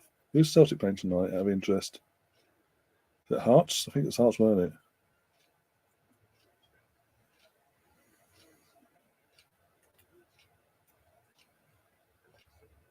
Oh. Sort of a bit greedy there, and it backfired, but they got the ball back here. Need a bit of an overlap or something. Too much time for them to defend. What are you doing? Yes, break his leg. Break Haaland's ankles. Please. Give the league hope. Hibs, that's it, Hibs. Oh, apologies. Break Haaland's ankles. Go on.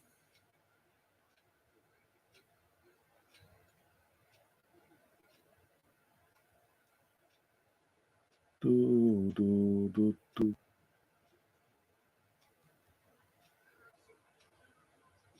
Oh, Harrison, what you asked?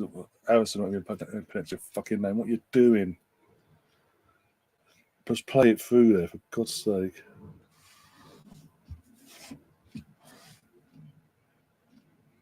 Look at the scores in the SPL ones there.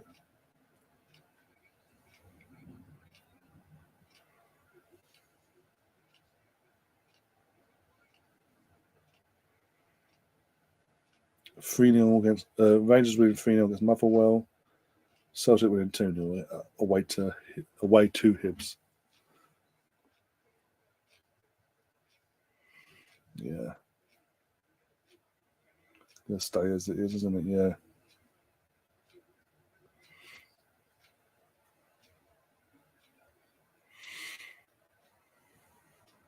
(3-0) now. Is it 3?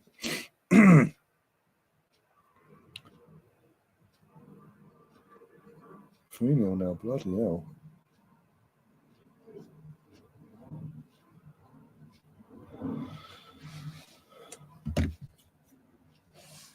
Mark Viduka. Tom saying Mark Viduka wouldn't have none of this. He'd find a way to skin Ashley car and put him on the top corner. Fuck off. Cheeky bastard. We're only a side. Most of us are sport wanting your lot to turn up tonight. What are you doing? Not our fault your team, well, especially Cooper, bottled it tonight. And he did. I'm sorry, I don't know if you're watching the game, but if you've seen that second goal, you see it, you'll see why I was so hacked off when he scored. When Haaland scored it eventually, because of Lee Cooper being a prat.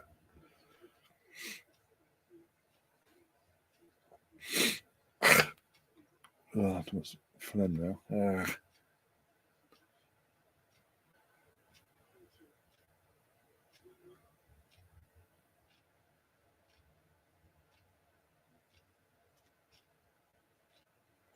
Oh my days.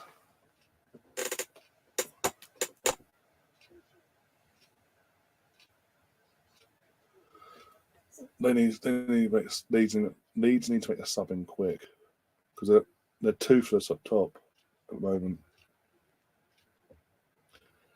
So easy to defend against. Oh, now you're aggressive, aren't you? Yeah, now you're aggressive.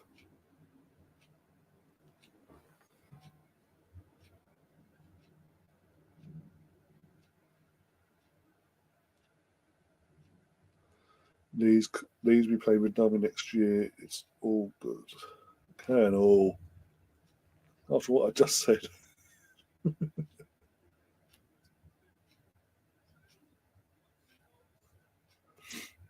I don't want to alarm anyone, but that's not the worst that we have defended. Oh God. How is it? You can turn up against Chelsea. You go to Anfield to get a result there. You turn up. You turn up for Arsenal the second half, and almost get something out of our game against you. But tonight you go, we're going to show you respect, Man City. Oh, like seriously.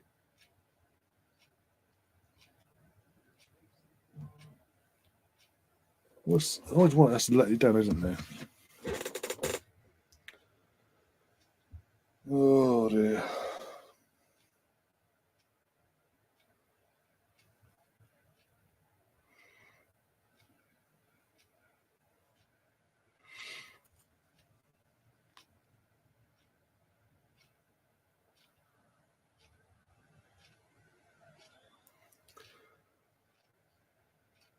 Oh, now they fucking wake up the Leeds fans. Bloody hell.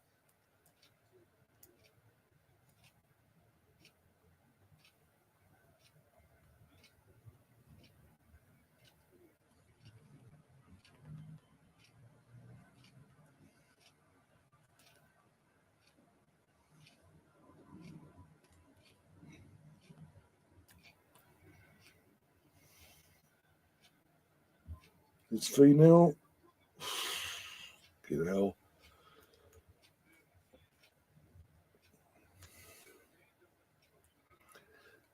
The scary thing is, Leeds already started coming out in the second half in terms of trying to pose a more attacking threat because obviously 1-0 down, nothing to lose.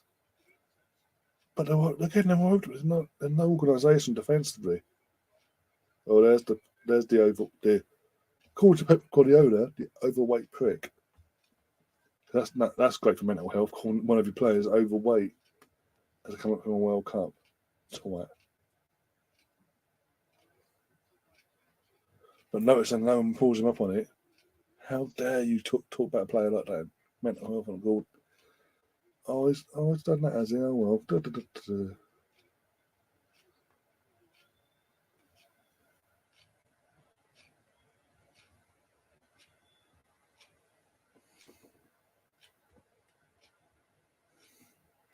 Man City have had it in for us ever since we embarrassed them twice in the lockdown season, yeah? Because you helped Liverpool win the league title, you bastard. It's like the lesser of two evils.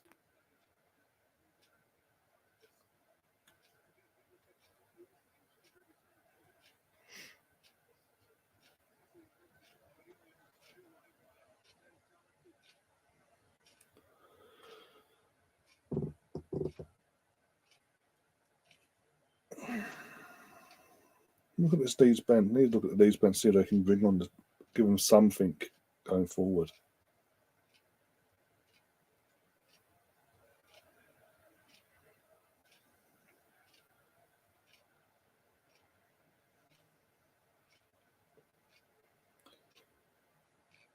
Somerville. That's it really. Okay, now not much then. Jack Harrison maybe. 4-0 Celtic, bloody hell. No surprise there. And you got Joe Goldhart as well. Oh, they've got a free kick here. Dangerous free kick if they use it right. And Stuart Atwell's booked Lewis, a Man City player. Is he confused? I mean, these got a free kick in a dangerous position. If they had someone on the pitch that could take it, that'd be fantastic. But Rodrigo maybe, but he's not even saying over. Bielsa was entertaining to be fair to him. Yeah.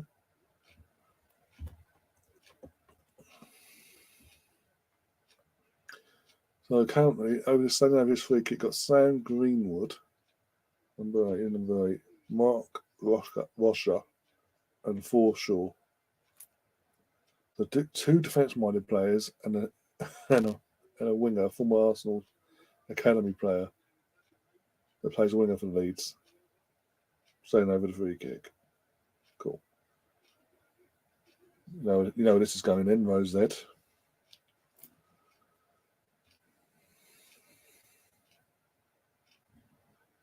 This is going nowhere towards goal. Nowhere near the goal. Believe you me.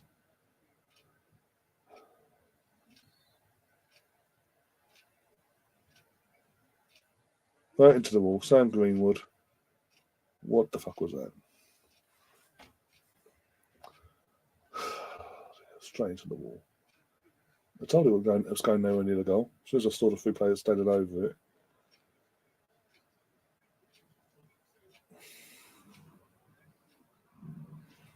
I mean, you've got Rodrigo on the pitch, and he's not one of the players standing over the free kick. That's concerning. Sitting on the attack is going to be 3-0. Yep, 3-0 Haaland. Erling Haaland now has 2 against his dad's former club. The club he supported as a boy. It is the gap is back to 5 points again for at least 72 hours. And we'll go again. I have to put the pressure back on them on Saturday night, basically. Yay. Sake, Leeds, you had one job tonight. One job. God's sake.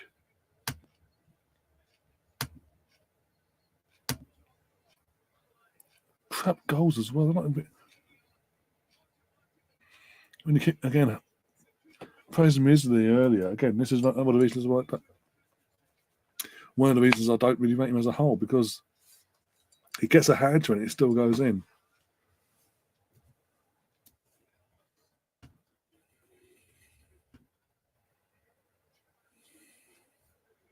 I'm sorry. I'm sorry for you. Your birthday, mate.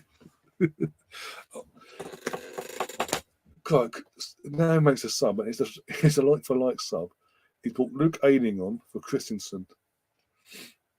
I say that for like that in positional wise, where they were playing on the pitch. It is 3-0 now, yes. Haaland's got 2. He's on a hat trick again. Shocker. Oh dear. He's my captain anyway, is he? My captain in the FPL, so what in one sense. Takes a bit of the pain away.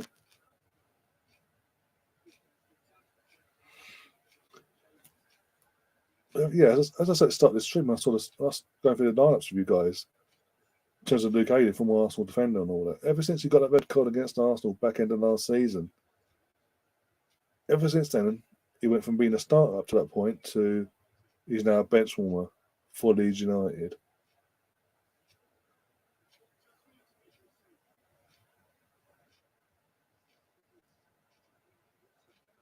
Might want to update the points, of bastards.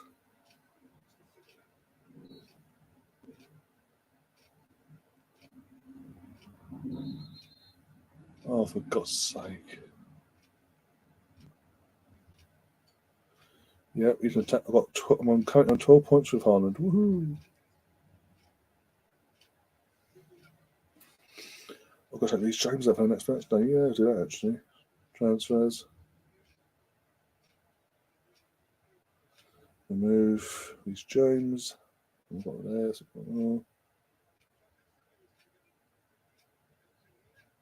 there Cancelo coming on? Okay, now. I've got to retake the free kick now. Of course, he needs to get to retake it in one sense. Forshaw's gone off as well. Okay, now. Ooh, corner. It's basically, I don't know what we're talking about. They went for the try and catch them off guard there and go for goal and Edison leads it. It might have been going. Looks like it's going way wide where it looks it, but he doesn't know that there's a push it over that for a corner.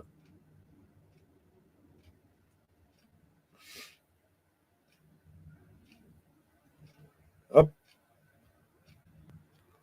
In the corner. Well, I assume anyway. No, God. Coming from a City player, everyone's assumed it. Even the players are like, yeah, okay, set up another corner. Man, Stuart Atwell's gone. No, you've had your chance now. Fuck you. Goal kick. There's a corner. It comes off at number 25, Man City. How's no one? Yeah, you tell me. Like, I'm sorry. You can't tell me Stuart Atwell refereeing for a City game. There's nothing dodgy going on because every time he's refereeing for City, he's favouring them. Right, pick right defender. To replace the outgoing one.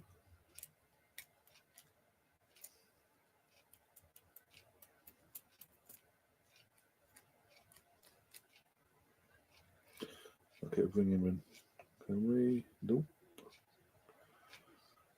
Move. Go again.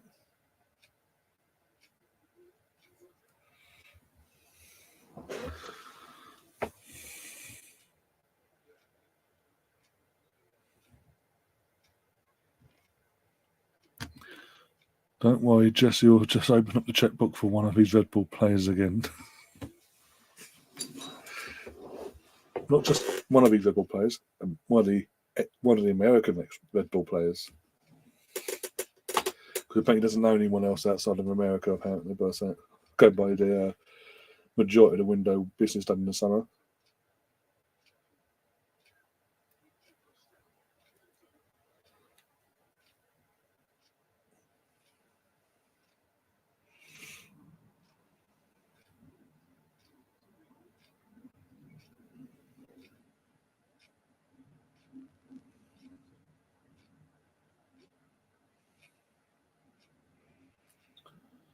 Christensen was his ball too. Yeah.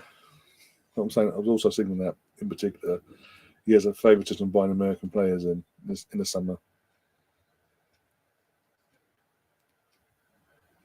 That was a booking. Of course, that was a booking. Yeah.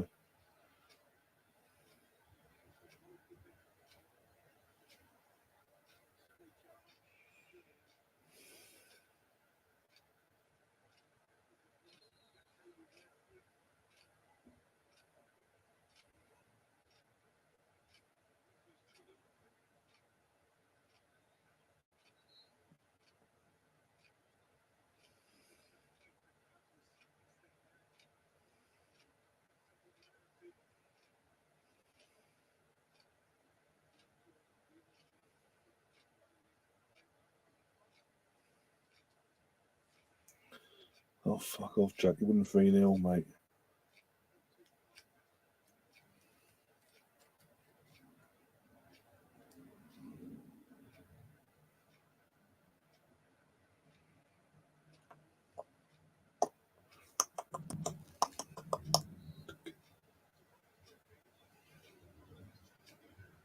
Good goalkeeping for once.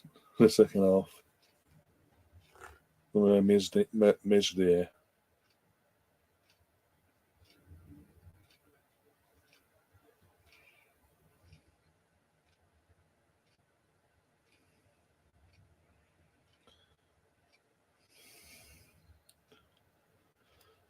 Oh, Matthias Glick, who's just come on, by the way, Matthias Glick, he's been booked, for God's sake. I know you make attacking subs. You're 3-0 down 90 minutes ago and you're making attacking subs. Woohoo! And taking your best attacker off. Well done. Even though he's been had a quiet night tonight, Rodrigo. Liam Kip was going off as well. Again, deserving so. He had a poor game himself. Definitely had a poor game.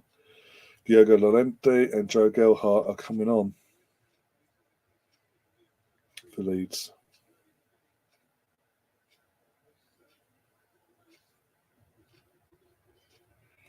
On Man City's next game is Everton and Chelsea.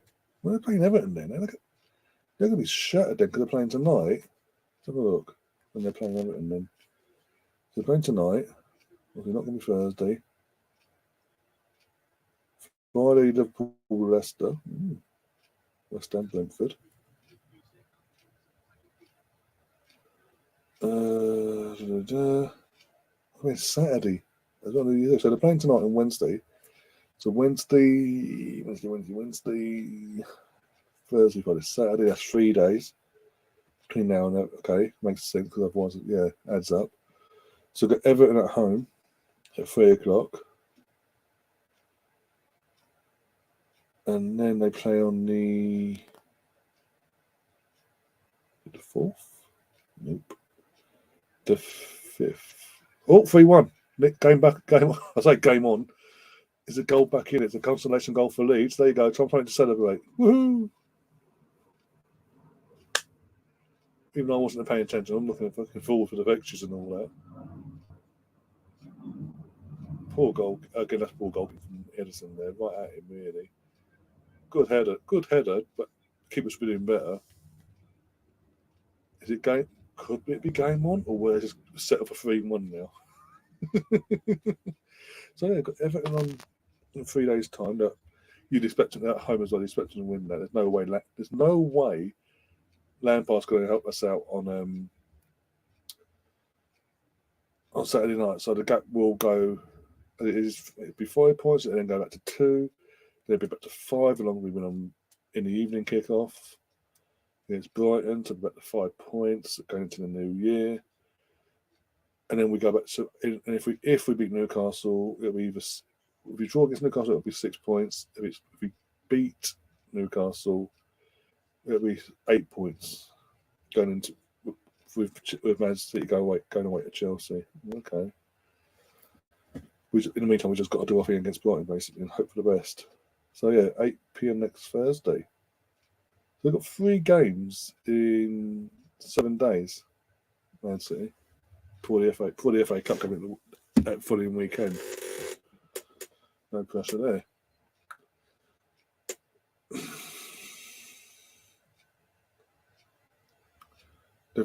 They're bound to drop points. In that case, they're bound to drop points, surely. Pascal still got to say scoreboard, haven't I? I've always respected Pascal Suchik. I'm sure you have, my friend. I'm sure you have. Saying that Man City on the attack again, they're going to make it 4-1. How dare you score against us? Bruyne, straight to the goalkeeper. Thank God.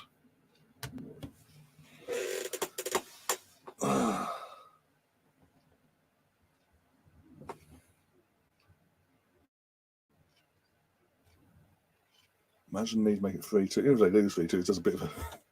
But again, that goes to show the frailty of Man City's defence this season. You're 3-0 up, home or away, you're 3-0 up in a game, and they switched off the way they did and conceded the way they did just then. It's not the first time this season. Was it 3-3 against Newcastle, wasn't it, I believe? It was a 3-3 draw too. Yeah, it's 3-3, yeah. Did they come back from 3-1 down in that game? After going 1-0 up early on. So there's that 3-3 there. Then it's Brentford just the game before the World Cup. Fulham as well. They almost dropped points to Fulham at home as well this season, and could have lost that game if the referee weren't dodgy in that. And they have, and again, throughout every match day, they have been got at. I mean, Liverpool at their lowest point at that stage of the season. I mean, the week that they played us and we beat them 3-2.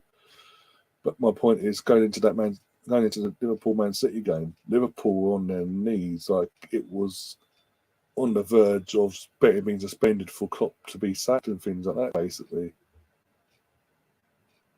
And Liverpool just turned up and basically not put them to the sword, but beat them, basically, got the result. Dug deep, got lucky with a goal being disallowed at 0-0, but kept it 0-0, obviously. But and when they got their goal about 5 minutes later and then held on. It seems to be a pattern this season. As great as they are now, as established as they are forward now, they are frail. For the first time in a while, they look frail at the back. They look gettable.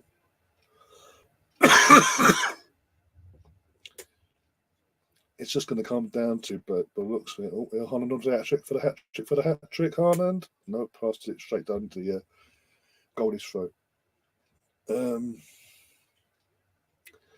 It does seem like the title race was. As long as we do our thing, this title race interesting by the looks of it. from a Man City perspective, it's going to come down to how many times can he outscore the opposition, basically, and get away with it defensively. Because there's going to be games where they don't. They've got to play us twice away at the Etihad in February, and then, which is the game in hand, one of our games in hand, by the way. And then they've got to play us again at the Emirates. No, it's got to be Arsenal at the Emirates, isn't it, in February? No, it's Arsenal at the Emirates in February, and then we play them again at the Etihad near the back end of the last in the running basically. With 6 games to go, we play them in at the start of April. It's 3-2. Oh my god, almost 3-2. Gilhurst almost scored. Literally, ball just rolls past the post there. Just almost got enough of a touch to knock that in, make it 3-2, make a very interesting last 10 minutes. And again, it goes to prove what I just said for the last 5 minutes.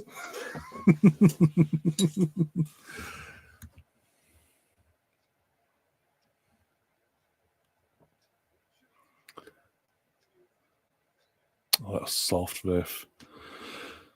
Tom saying Haaland has scored a league goal every 58 minutes before tonight. Leeds. Let's just help you out lower that stat. Oh, don't. Pass me a bit more, why don't you?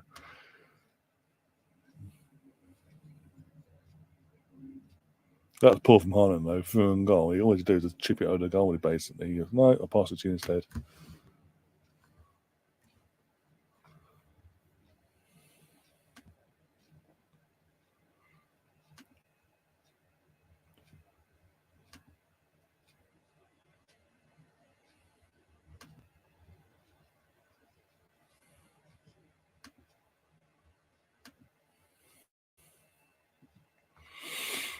Oh, dear. Amazing how Leeds decided to turn up now, eh? The entire match to turn up, they wait till the last 20 minutes. Well, now we'll turn up, guys. Oh, now we've scored 15 minutes to go. Bastards. We had one job tonight, Leeds. One job.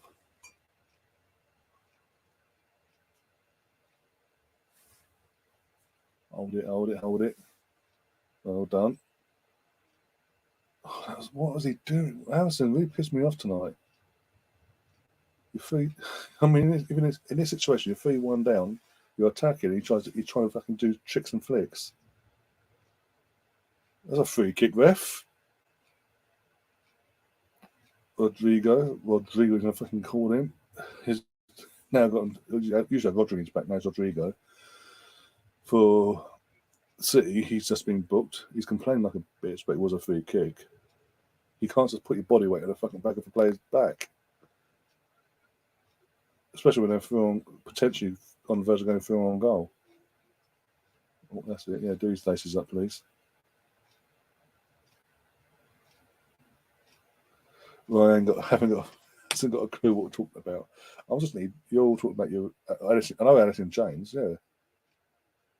Bands like Alice in Chains and all I know about. I'm just letting you have a little chat about yourselves, and yeah, because I'm trying to keep it strictly football at the moment, but yeah, try and be an operative word. So I have some idea of some of the bands you're talking about. Some are like new to me, basically, if I'm being honest. Ryan loves the company. Yeah, of course I do. And I'm not exactly saying you've got to talk about it all the time. I'm letting you have a little chats in there, but because you have other interests as well outside of football as well. So it's another good thing that you guys can have that other interests. That this time Sam Green gets free kick, but this time even though it goes past the wall, goes over the bar.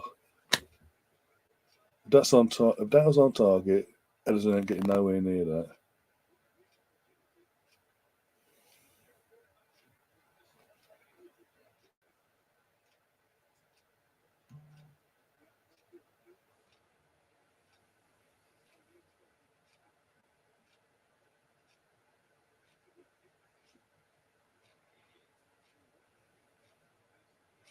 Mr. Tom now thinks outside football? Question mark. You wouldn't think on this channel, much content I've had to ram out there. Want another sub? Yep, agree. As I say, it's been pissing me off tonight.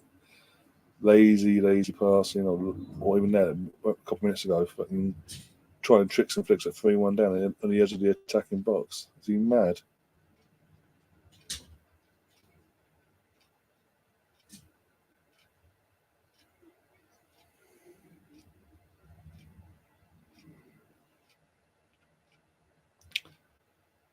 Okay, so stand on your feet, guys. That'd be fantastic. Oh, for God's sake.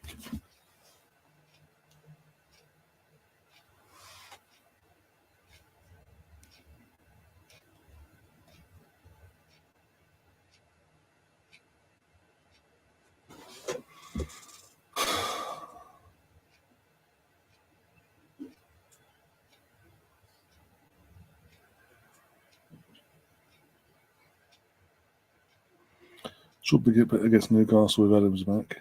Well, we'll see, hopefully. We need help from you somewhere. Keep one of the teams off our backs.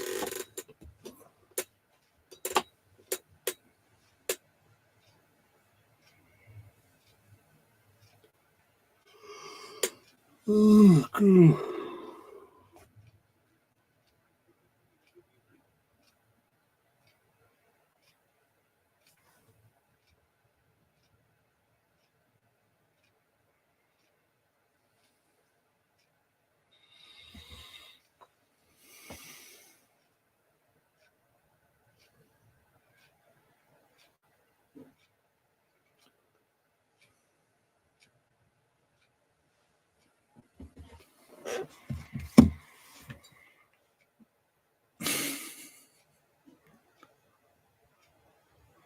One sec, I'll put myself on mute quickly in a sec.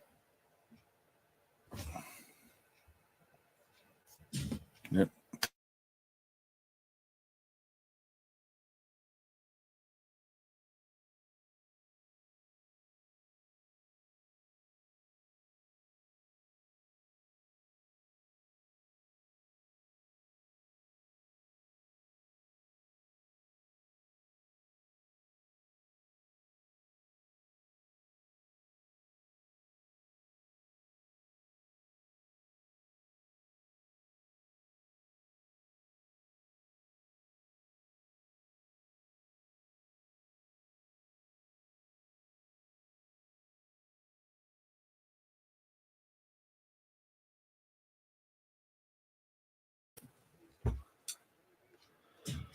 I think Man City's because prove they're not racist.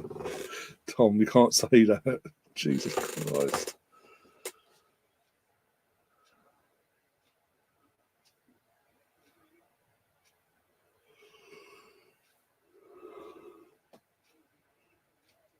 Oh, dear, to my nightmare, says Mary.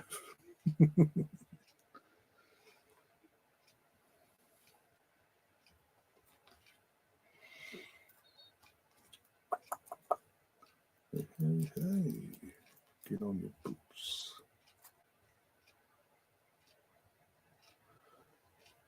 In the last 4 minutes of the game, I mean, unless Man City have an absolute fucking calamity now in the last 4 plus injury time, they've got the points. So fingers crossed that Everton turn up, eh? We still think there's more times than Leeds turn up. For God's sake. All due respect. Oh dear. Actually, go on better than that. There's more times of Bournemouth turn up that way to see if I can get a result than fucking Everton. I'll call it now. Man City 4, Everton 0. Guaranteed. Oh, fuck off with the fireworks. It's not. Yes, it's the festive period. But it's not fucking New Year. What are you playing at? You're fucking not a stone's throw from me, so I can literally get me out and fucking chase after you pricks. Fucking morons.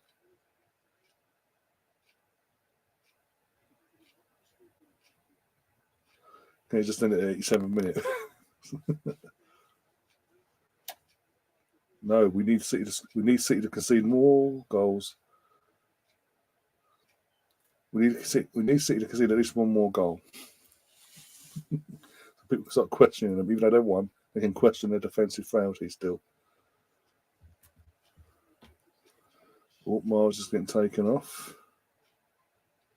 He's had a quite-ish going, to be honest.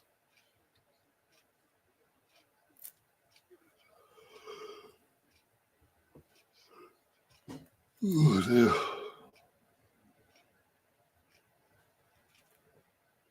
Cole Palmer comes on.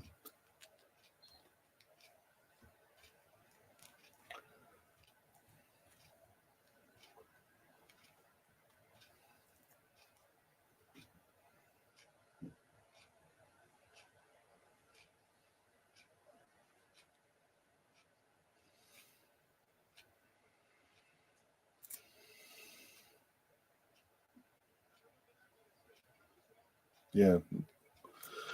February the 15th. Yay, can't wait for that one. Put them in their place then. That's going to be a fun. That's not 0-0 written all over you, watch. Oh, you moron, Glick. Just get the shot off someone, Arthur. Give me strength. Don't do the obvious part. What are you doing now, Sam? Fuck me. No wonder we let you go.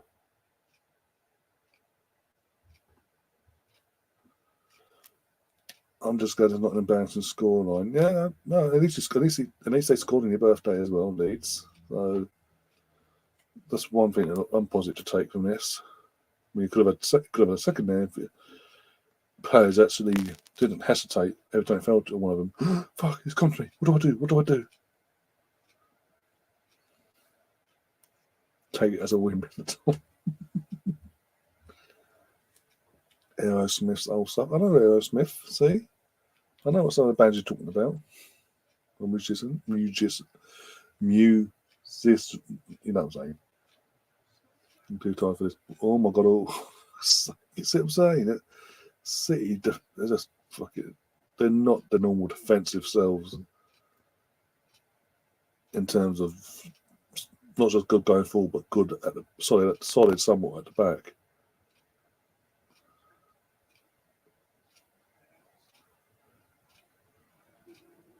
Pass the fucking goddamn ball! Oh, I swear, Luke, you prick. You prick, Luke. You prick. Former Arsenal man, I don't think so. Doing things like that. What are you playing at? They're fucking knocking it in like that.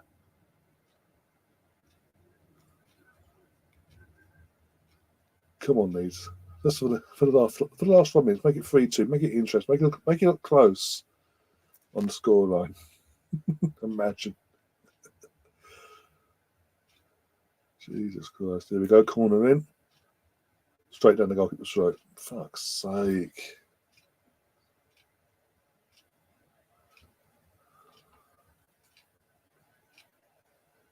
Happy birthday, Tommy, says Smith. Stefan saying it's Tom's birthday. Have a good one, mate.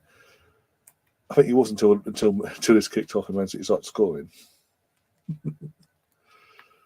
Oh dear. As I say though, one positive, they didn't get thumped out of this world. And they scored. Even when they're out the game, they found a way to score the ball past Man City's defence and goalkeeper. Get a consolation of what it is. It still helps keeps the goal difference to what a dull war. Oh, so is this going to be 4-1?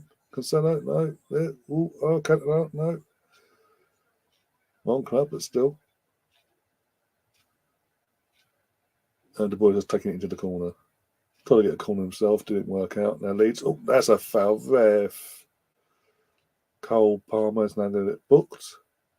So that's cynical, disgraceful foul. It was nice until 8:46 p.m. Up to the point when Man City scored the first goal, it was fantastic, and then Man City scored, and it was like it was an okay birthday from now on in. Oh dear.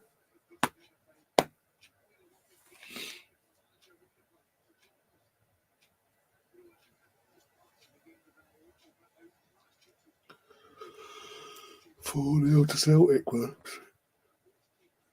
Shock over there.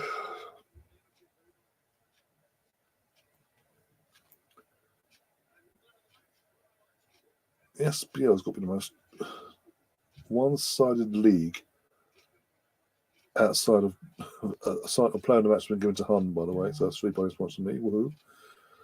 This means it's extra 6. Woohoo! Yay! No, outside of the Bundesliga, before been on one-sided league in Europe, Celtic, the SPL's got to be up there, one of the most one-sided leagues ever. Because even Rangers, Rangers caught up at one point a couple of years back, and they just fell back again, and they've been put back in their place, but like they've gone back to what they were before Gerrard came along.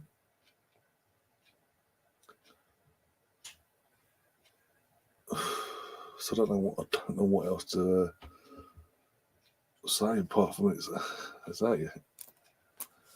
Because the reason I say it's probably the most sponsor in the league, because no matter what, 9 times out of 10, or 9.5 times out of 10, Celtic just turn up on the day and they know we're going to win anyway because of the name Celtic. They could have their B squad out and the opposition will go, it's Celtic, take the knee, have the points. It's just not competitive, it's not interesting, it's not fun to watch. Even probably from a Celtic point of view, but from a neutral, it's a dead league. No jeopardy in it whatsoever. Saying that, 30 seconds to go left in this game now, extra time, 94th minute. Let's say 25 seconds ago now. Points all that. The points back. Man City are back to second, 5 points behind Arsenal again. They have a chance to cut the lead to 2 points. Go because they kick off before us on Saturday at home to Everton. There's no way in God's green earth it'd be a miracle if Lampard and Everton go to City and get anything point or even nick 3 by some miracle. Give the guy a fucking night, that's all I'm going to say. It'd be a miracle. But either way, we then got to do our job then. It just means we have to do our job then on Saturday evening against Brighton, get the 3 points ourselves and build back up that 5 point gap again. The whistle's just gone, by the way. Yeah, it has finished 3-1. For the majority of this game, it was all Man City. As soon as they went 3-0 up, you knew there was no way going to let it slip then. But saying that, about 10 minutes later, Leeds decided to turn up tonight and give Man City a game for the last 20 minutes of the match. Got a goal from a set piece. Got their tails up, but and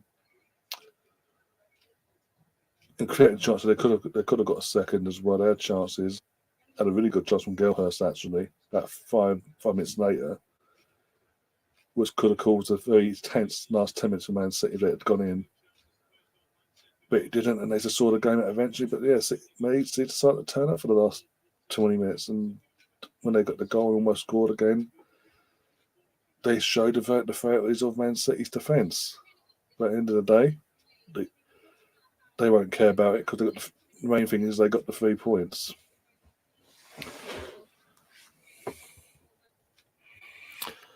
The goal on half time was a killer. It was because obviously you had the game plan you'd had up to that point had to go out the window to try and get something from the game from now on in. You had to then change the game plan to come more out of yourselves, and then with that, and adding to the mistakes sort of made by Cooper and others for the second and third goal respectively. It's an uphill battle basically. I honestly believe if you'd kept it 0-0 going into half time, you could have kept your initial game plan, and it would have and the longer it would have gone on, it would have frustrated the life out of Man City. And you might have nicked something from this, but it is what it is. But as I say, we're still top anyway, but we've still got a 5-point gap.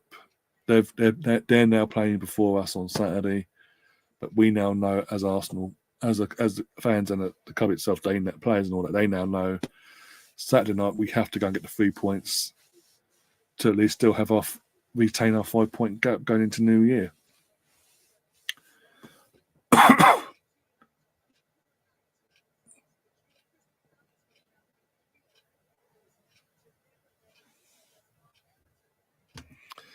You're so cruel, Colonel. You're so cruel.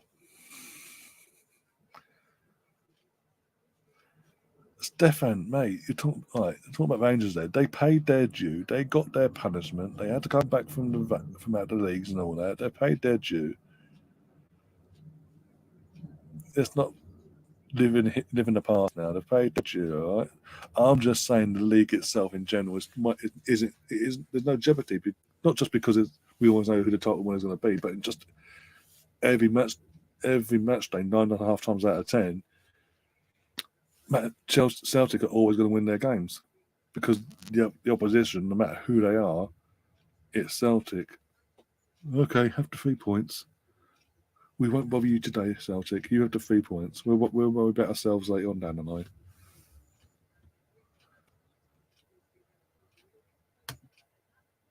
You got to win because City ain't playing Forest. The City are playing Everton on. Double check it actually. On Saturday, I double check just to make sure I haven't got the dates mixed up.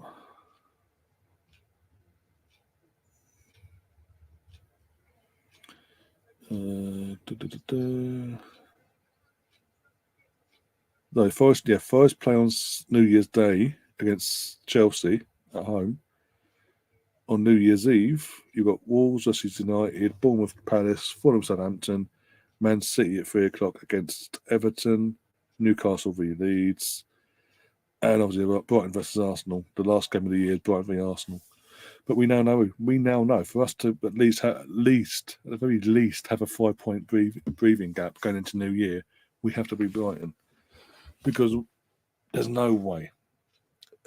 We spoke about it before early on in the strip about Frank Lampard and his Everton side and all that.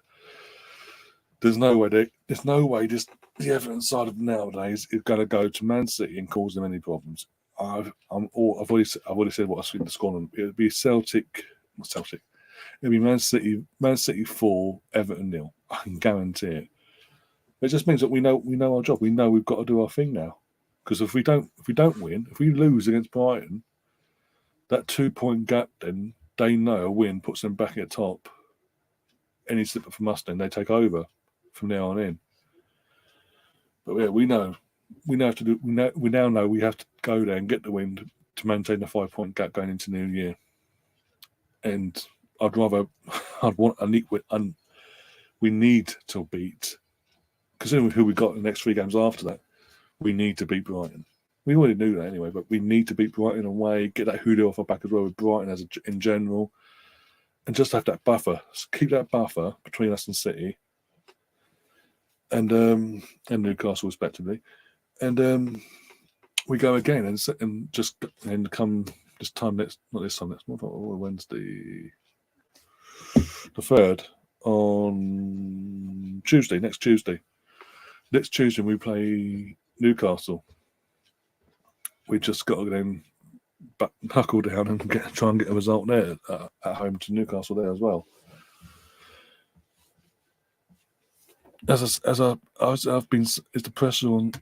Stefan's asking a question. Is the pressure on Arsenal or City, Ryan?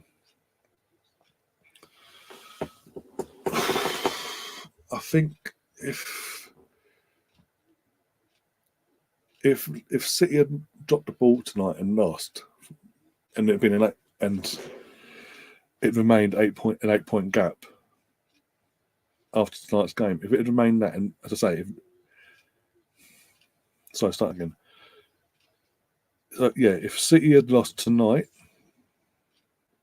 and the gap between us and City was 8 points, I'd say the pressure's on us. Then there's an 8-point gap. It's just shy of double figures basically in terms of gappage, points difference wise between us and City. That could be that close, as in, you know what I mean. I'd say in that case, I would say the pressure is fully on us. Even though there's still a way to go, the pressure is on us. Let's be honest. There's breathing space, but the pressure is still on us. Then, massively on us. I think with City winning tonight, even though it wasn't fully convincing, as I say, for the last 20 minutes they did switch off and Leeds got back in and they could have got second. And you never know. If Gelhurst gets that tap in, gets the right connection that goes in off the far post into the goal, makes it 3-2 with 10 minutes to go. It might have been a different game. It might have been. We don't know.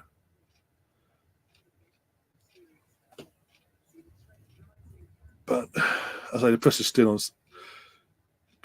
because it's Man City and their players have been here before in terms of the know-how as players and personnel. The pressure's more on them than it is us. But yeah, if they'd lost tonight, it'd be fully on us. With an 8-point gap going into New Year, it would be fully on us.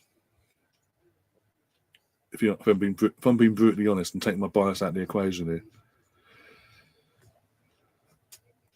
Tom thinks it's on both of us. I think it's slightly on City because they've been here before. They have the know-how. And it is a 5-point gap. And it'll be for a couple of hours at least. It'll be a 2-point gap because I fully expect them to put Everton to the sword on Saturday afternoon. Sorry. And then, as long as we do, again, I keep saying it, as long as we do our job ourselves on, as long as we do our job on Saturday against Brighton in the evening, and beat them 1-0, 2-0, 2-1, whatever. As long as we come away with 3 points, going into the New Year with a 5-point gap, again, it gives us a bit of a little bit of breathing space between us and City. Still has a bit of breathing space, but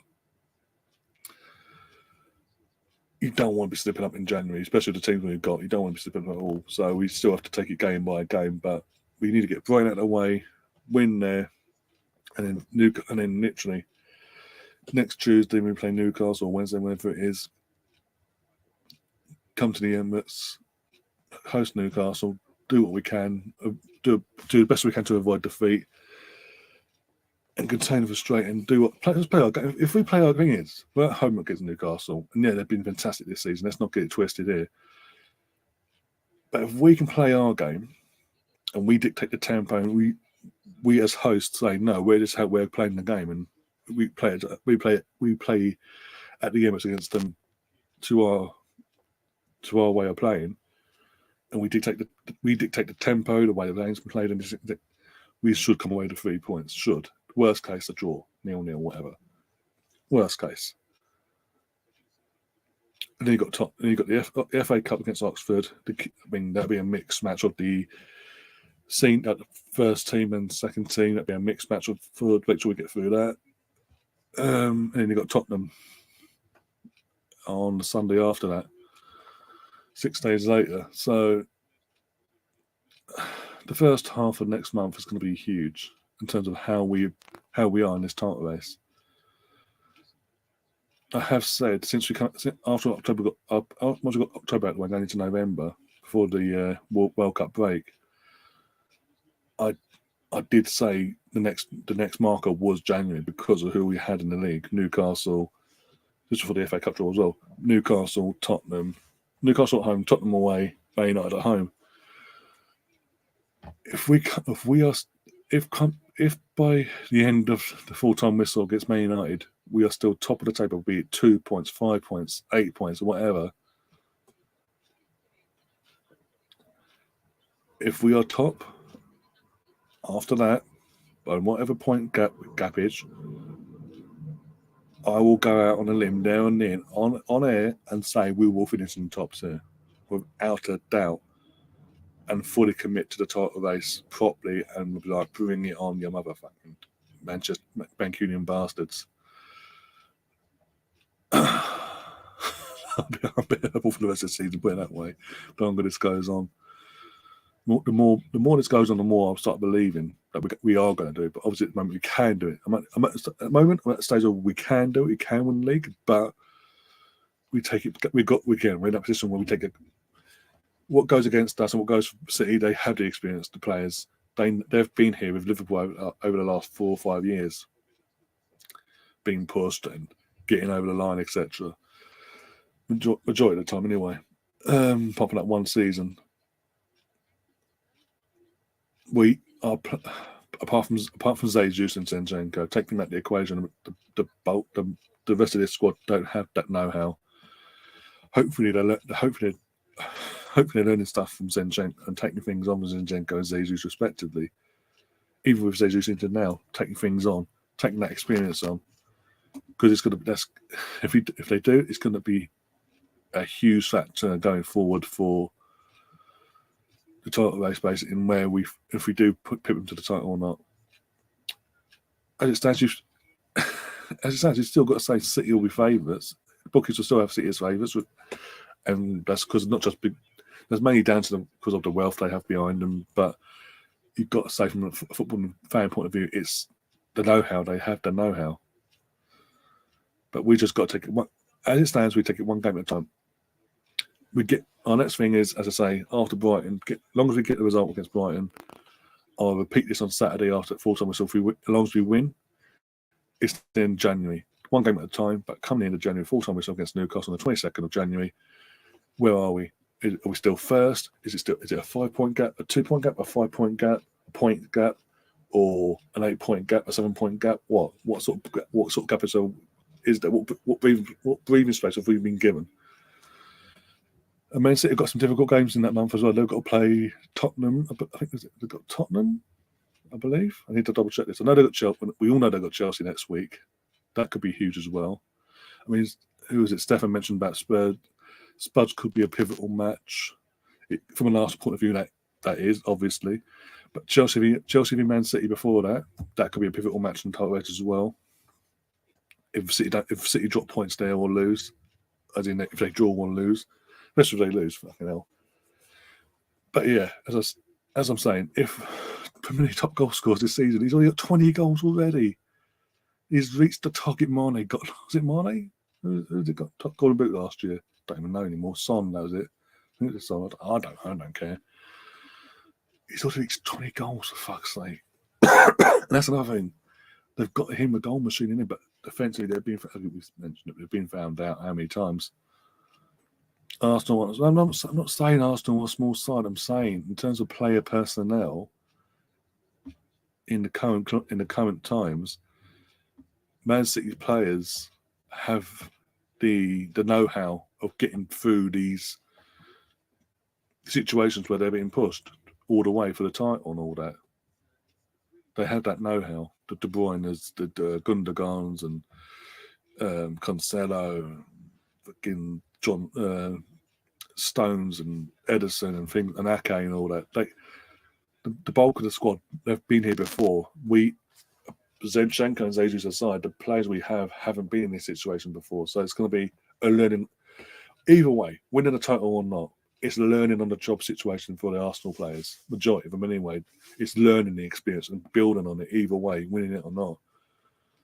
We win the league this season, we're only going to get stronger from that then. Even stronger next season, competitively. Liverpool had their time. They can fuck off. They can sign go to Gakpo they want. They're going to make no difference. Fastest to the 20 EPL goals ever after 14 games. It's ridiculous. Pardon me.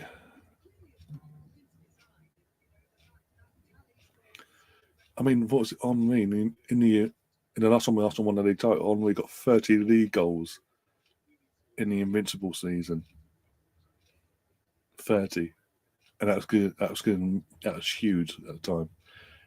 The way he's going to fucking smash bars there. Fuck. No. Oh dear. Here comes Pep. But yeah, look, I'm not saying we're a small club. I'm not saying Arsenal are a small club and if it comes across like that, I apologise. But I'm just saying in terms of players and all that, buying two of our players that we bought from City in the first place last summer, buying them two, obviously they'll be doing things beyond the. They've been doing things since they arrived beyond the Saints and all with the rest of the players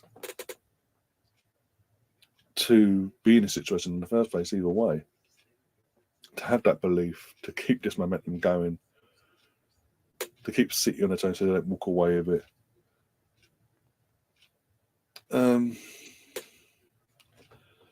But yeah, either way, look, as I say, either way, it's a massive learning curve for us.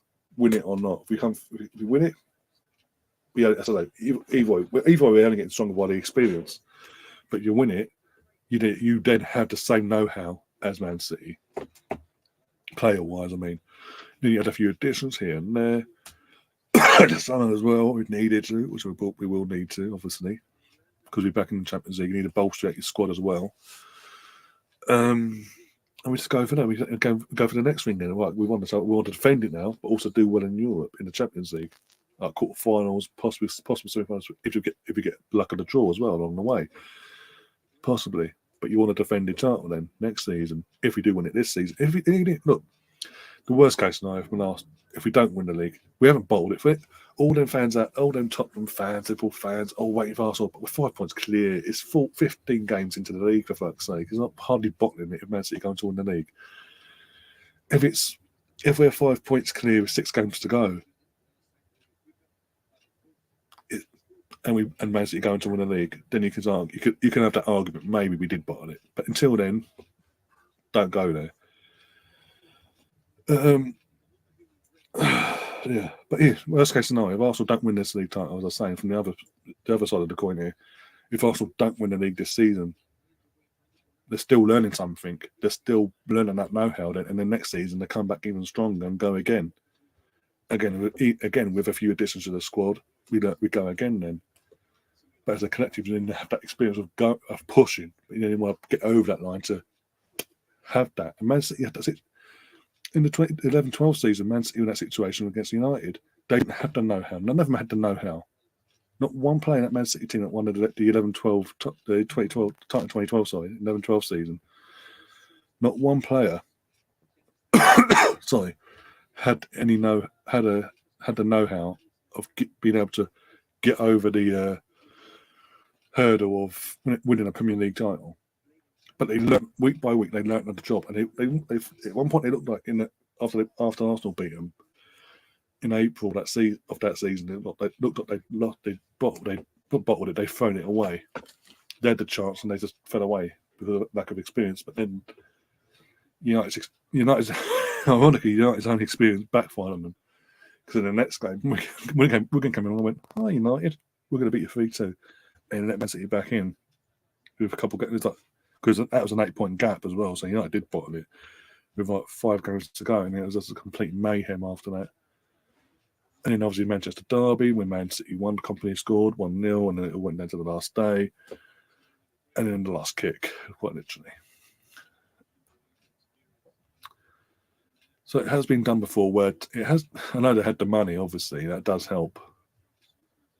The amount of money they spent on that squad and all that, and having a manager of Mancini at the time. But it has been done where in these recent times in this 21st century, where a team doesn't have that know-how of winning a Premier League title as a collective, can come together, learn week by week, push the experienced team, push, and get over that line. So it has been done. And again, as an Arsenal fan, I want us, mate. If we do it, if we replicate that in terms of not having the experience and going to win them. We're going up against the establishment in Man City nowadays, and we push, and we go into win the league title. You won't find a happier Arsenal fan than me not just in the country, in the world. I'll be ecstatic. I'll literally, depending if it's confirmed at the Emirates and I'm there, or if I'm here on live, it's an away game where we're confirmed as champions. If it does happen, I'm going to break down in fucking tears. I think I'm honestly going to happen. Leagues on 1 in May, not January. No, this is what I'm saying. I'm taking it game by game. There's fans out neutral, but rival fans. I say not neutral, rival fans going. If Arsenal don't win the league from here on in, they've bottled it. It's 15 games into the season. It's hardly bottoming it when you're going to play against Man City anyway. But it's only 15 games. We're not even halfway through. As I say, if it's literally going into the last, if we're going to the last 6 games of the season, and we're 5 to 8 points clear, say we're 5 points clear, five or more points clear of City, but they go on to win it, then you can say we bottled it because we're in that position. We had it in our hands and we threw it away. But at this moment, you can't say that in this moment in time. It's not even halfway through the season, for fuck's sake. So any excuse to batter us over the head, it is. Look. Yes, and again, Stefan, we have spent money. I'm not disputing that Arsenal have had to spend money, but we have spent money, but not to the level of Man City have collectively. In the time that Pep's been here in England at Man City, look at all the money he's spent on the club to get to the point where they are now. And yes, we've spent a lot of money in the last 3 years. We've spent a lot of money, but it's still nowhere near. And it's the most in the last 3 years than anyone else. But it's still nowhere near what Man City has spent over the course of Pep's time in charge. So we've had in 3 years we've had to do what we've done spending wise, and also get players at the same time that weren't good enough or just holding us back to get to this point where we are now competitive. We are now, fully competitive because they haven't won nothing in terms of a league title yet, or back in the Champions League or whatever. It's only this season where we sort of turned up and gone, bang. It's got to be more consistent as well going forward after this season as well, which I believe it will. Even no matter what happens, first, second, whatever, it's only going to get better for us. Oh, dear. Agree, it's a learning process. Arsenal could be on the verge of a decent period. Exactly. No matter what happens this season, if we win the title or not, going forward from next season onwards, it's only going to get better for us. It's only going to get harder for City. Because for all the money they're spending now, they've spent up to this point, their players are getting older now. De Bruyne is Rodri here. John Stones, Edison, Cancelo, they're not getting any younger. Gundogan, and we've got a young team as a collective, as a squad. It's a younger squad, all rounded in the early 20 marks. So they've got years on them in footballing terms. So if it doesn't happen this season, it's going to happen. It's going to happen soon. In terms of, let's say, if it's not going to happen this season, I mean, if Arsenal don't win the league this season, it's going to happen next season or the following season. It's coming. It's a matter of time now. That's all thanks to Arteta, Edu, and the hierarchy at the club that have got us to this point, that have come together and worked together to do everything that had to be done behind the scenes and on the pitch to get us to this point now. And the worst, I might sound a bit arrogant by saying this, but if this is a big if at this point in time, because again, we're not even halfway through the season yet. If we do win the league, come the end of May, if I'm at the Emirates and we're lifting that trophy at the last day of the season, for everyone else, including City, actually, that's be the worst thing for them, because that's a hunger. Then, as I say, we're going to do something as a club. We're going to do something now. We're going to do something now as a collective that hasn't been done at this club since the 30s. In defend the title, win the title back to back now. Put a decent run together in the Champions League as well. Build and add additions and build a squad even stronger now. I mean, there's rumours today. Today it's been confirmed we had our first bid for Murdoch, how you pronounce his name, the Ukrainian lad, has been pushed back, but we're still remaining in talks back and forth with Shakhtar Donetsk. So straight away, we're again, that's another thing. As a club, upstairs and all this, from this point of view, they've learned from from the mistakes of last year, of not being active in last year's window. They've learned from it, but how active? When does something officially open yet? And we're already being active. We're on it already. And we're looking to add already. We're not going to just sit back and go, well, we're in a position. We're going to just stay with the squad as it is and hope for the best. And they're looking to add quality to this squad, not just for the future, but for now, to help us get over that line. Not just with the Ukrainian, but others as well.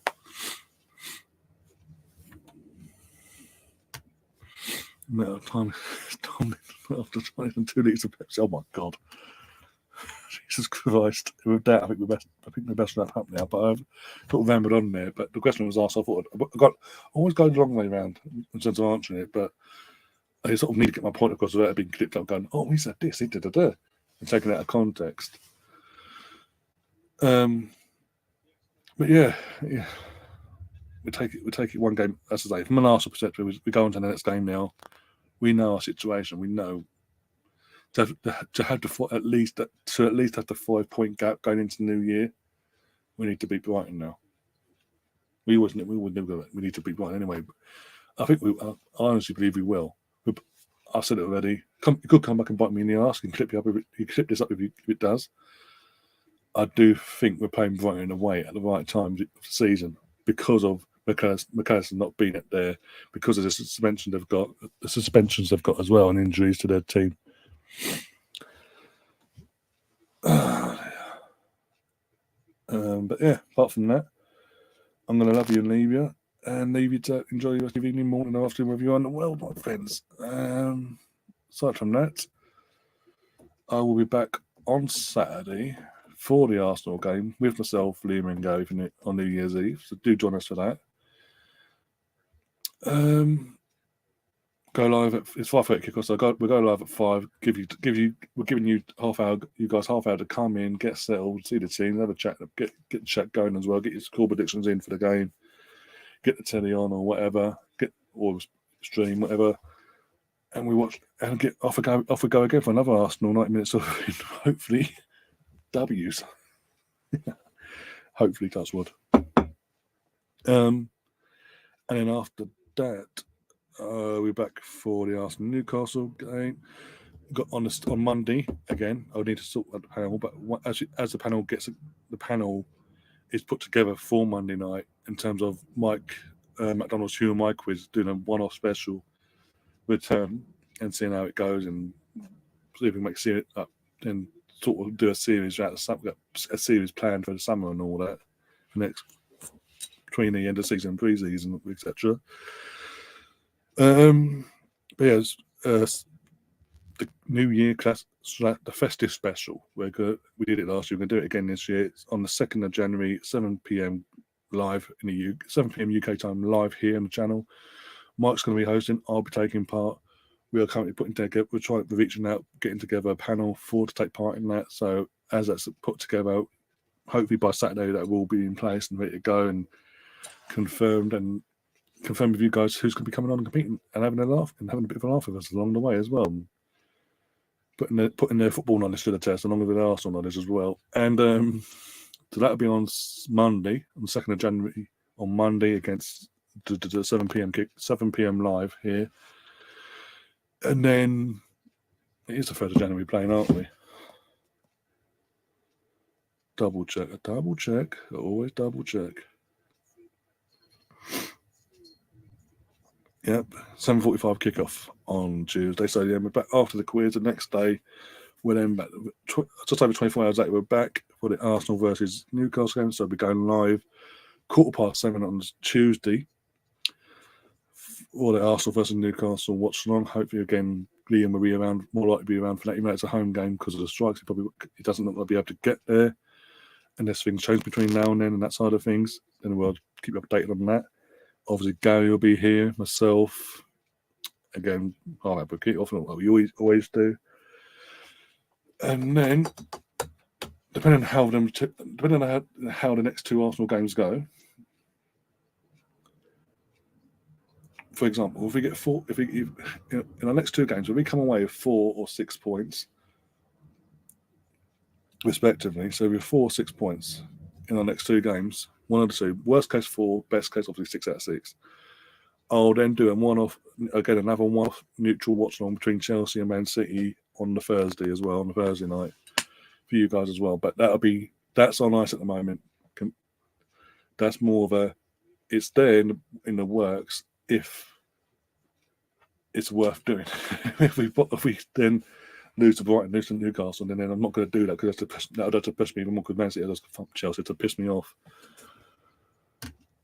Oh dear. Aside from that,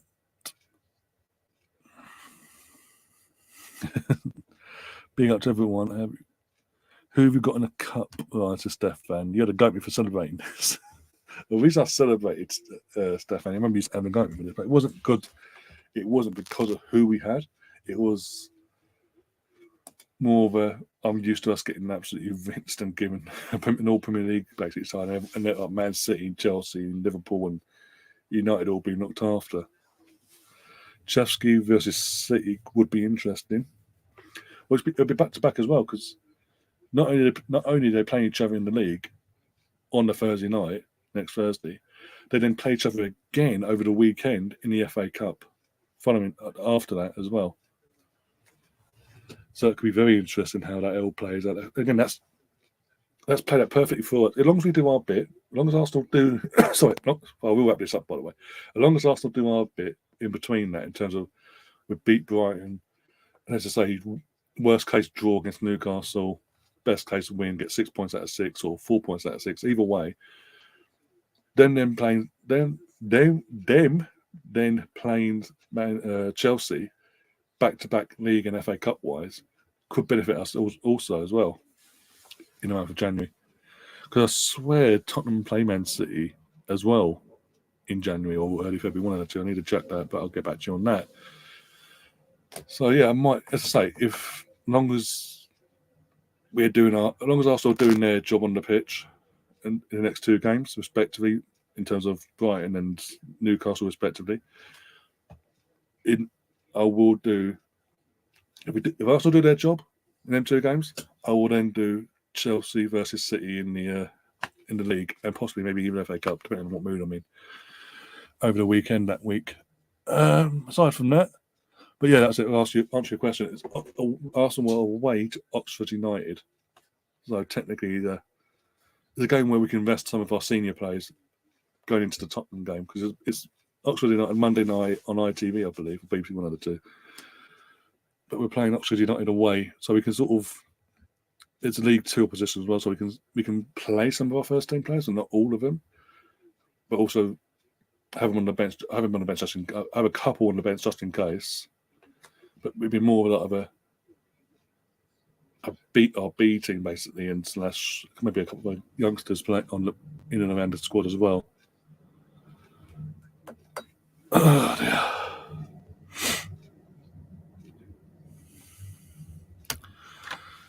Stefan saying could be interesting if Chelsea win both games. I imagine different lineups in both games, though. Yeah, I'm fully expecting that myself, to be honest. That could, from an Arsenal perspective, if Chelsea were to beat City in the league game next week and in the FA Cup days later, with the same teams or not, different teams or whatever, mentally that could be a bit of a huge thing for us, really, because. Again, it's Chelsea at the bridge as well for the league game. I know that for a fact. I think it's at City for the. I think City at home for the FA Cup game. Need to double check that just to make sure. But mentally, that could be a huge hurdle. From a man's at the right. It could come at the right. As I say, as long as you do our job in our league games respectively, it gives us that breathing space, that bit of a. Depending on what we depending on we get 4 or 6 points respectively in our game, 2 games coming forward. So basically, if we beat Brighton, that's a 5-point gap going into the new year. We then play Newcastle before they next play, which then, if we get a draw, that's 6 points. That's a 6-point gap. If we win, it's an 8-point gap. Before Man City then kick a ball against Chelsea. If Chelsea do us a favour and win, that's an 8-point gap. That gives us. That's even though it doesn't sound a lot, because it is Man City as well, but it doesn't sound a lot. It gives us that breathing space. So I was sort of, okay, we've got a bit, not relaxed too much, but they're arm's length at the moment, sort of arm's length. Like they're there, but they're not on breathing that on our necks, basically. If that makes sense. So we can, if we were to draw one of the next two games against United or them not down the road, one of them two games and win the other. But if we were to draw one of them, it's not like the end of the world. We're gonna throw it away. We can go, okay, no worries.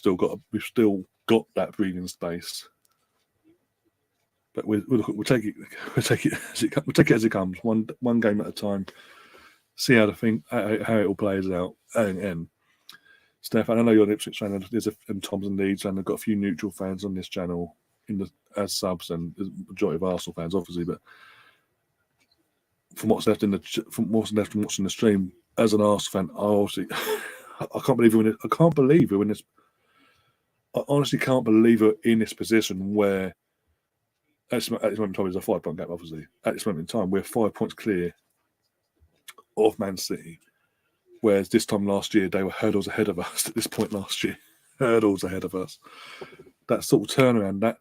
I never expected us to be in a title race, by the way, but I said back with the negativity around how things played out at the end of last season, I said on this channel and on Andrew's channel as well, on his podcast, as well, respectively, at the time back in the last season, I said, as disappointing as I was, as I was in that moment, I have full faith that these players will take that pain, they'll harness that agony, that pain, and they'll use that to motivate them even more, go that step further.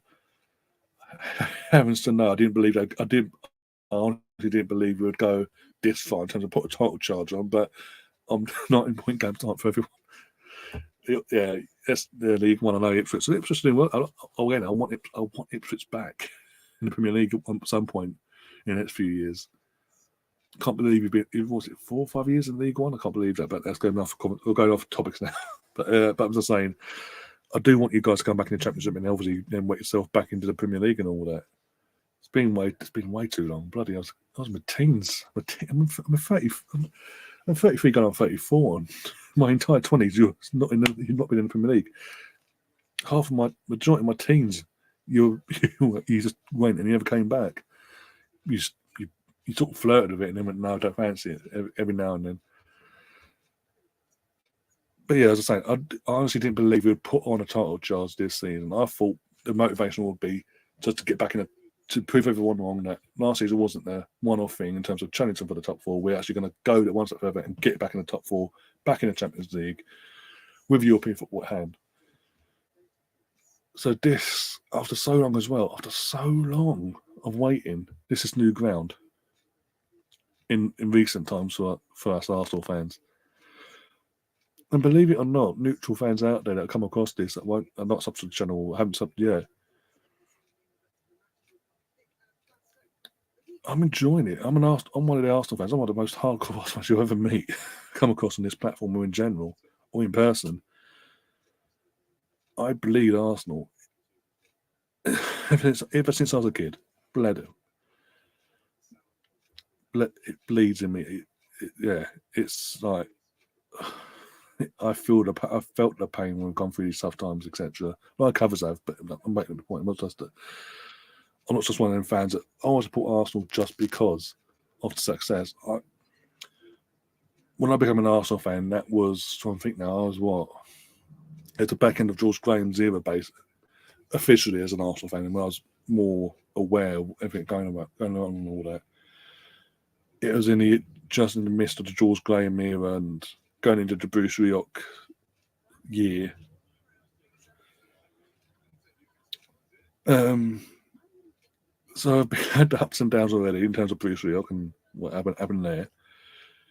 And then Wenger just took it to another level. And I'll be honest, most of my Arsenal support in life has been to this point Arsene Wenger. The majority of it because of how long, obviously, the longevity he'd been at the club. And again, just side note, it was great to see him at the game the other night as well for the first time in nearly 4 years.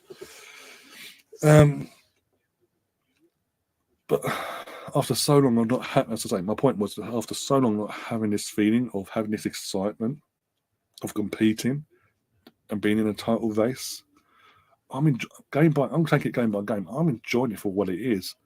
And people don't want to believe me, that's fine, but that's their own agendas and all that, whatever. But I'm enjoying it for what it is.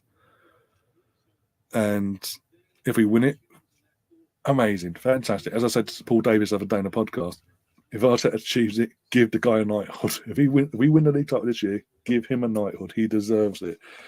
When you compare, when you look at it from the grand scheme of things of what he walked into, the mess he walked into, and what he's had to go through to get to this point, you just have to give him a knighthood. The team he's built, and it's not just a young team like people are saying. It's not just a young team. It's a young squad. There's a British feel to it as well. We've obviously got Ramsdale was a Ben White, Bukayo Saka's, Smith Rowe. Trying to think of bloody hell, Tierney. There's an Britishness about the squad that's being built, about the youngsters that have been given a chance. It's not just the best European or best global youngsters. It's what's at home as well. What have we got at our disposal on the British Northern Irish Isles, and we're giving them a chance, and it's benefiting us massively.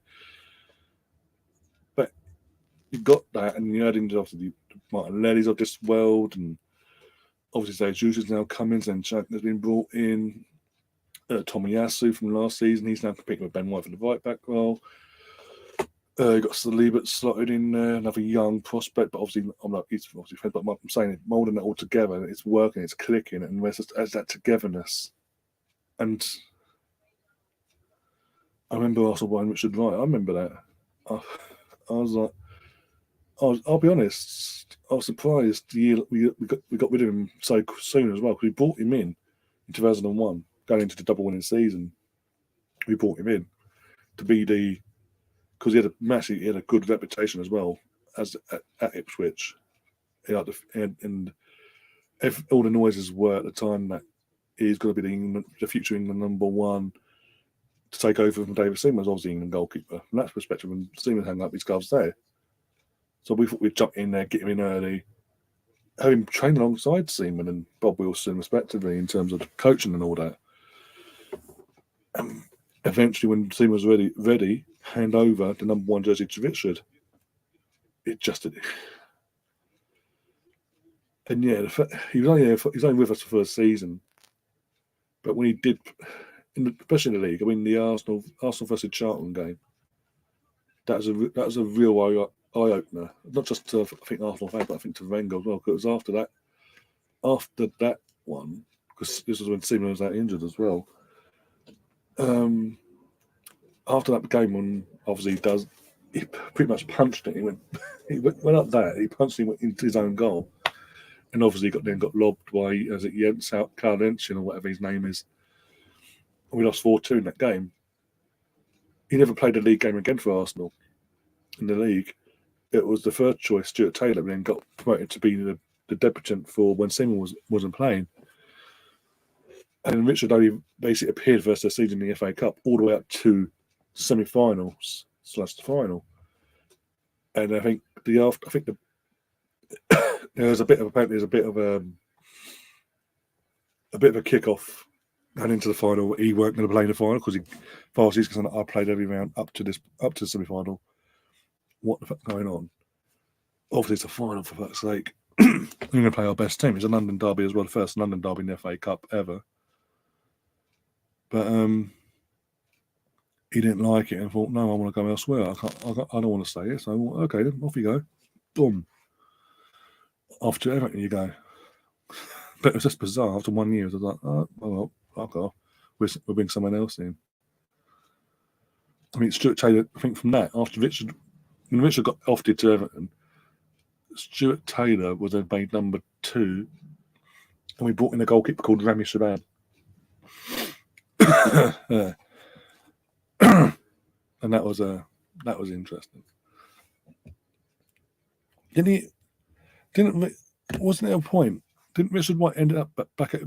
Didn't Richard Wright end back up at Ipswich at one point as well, briefly before he went back to before he left again later on in his career after Everton. Between Everton and I think it was in saw his days at City as the cannon fodder goalkeeper basically.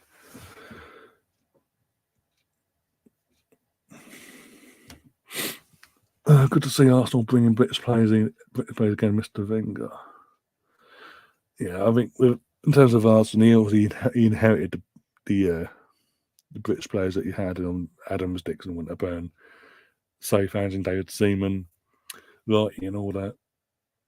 I think he just wanted more of a European continental feel to the club and to the match day squad. Apart from Ashley Cole, once the old guard had all gone, it was just Ashley Cole at that point, wasn't it? So, and then he never sort of went. He always, no matter what, he'd always then go on to be but replace a player for another European youngster and this and the other. Never really gave the British/English players really a proper chance. If that makes sense. Compared to what we've got to this point now. I mean, as I say, it's good to have not just obviously Tierney coming from. I mean, brought him from Celtic, but obviously having that British feel from obviously that point of view, but also giving our young English players a chance from the Smith Rowe and Saka point of view, and bringing in the Ben, lots of the young the Ben Whites and giving Ramsdale a chance and telling him. Imagine signing a goalkeeper for 30 odd million pounds it was for Ramsdale from Sheffield United and saying, I want you to be my number one, but it won't be straight away. And it ends up being a month, 3 to 4 weeks later, he's the number one because of the form of the person he's coming in to take over from.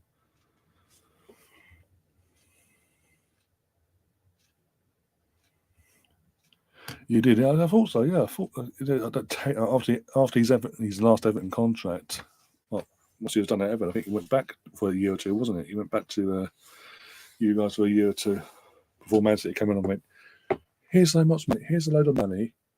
Be our third choice / kind of our British player on the squad to keep up the numbers, basically." Okay.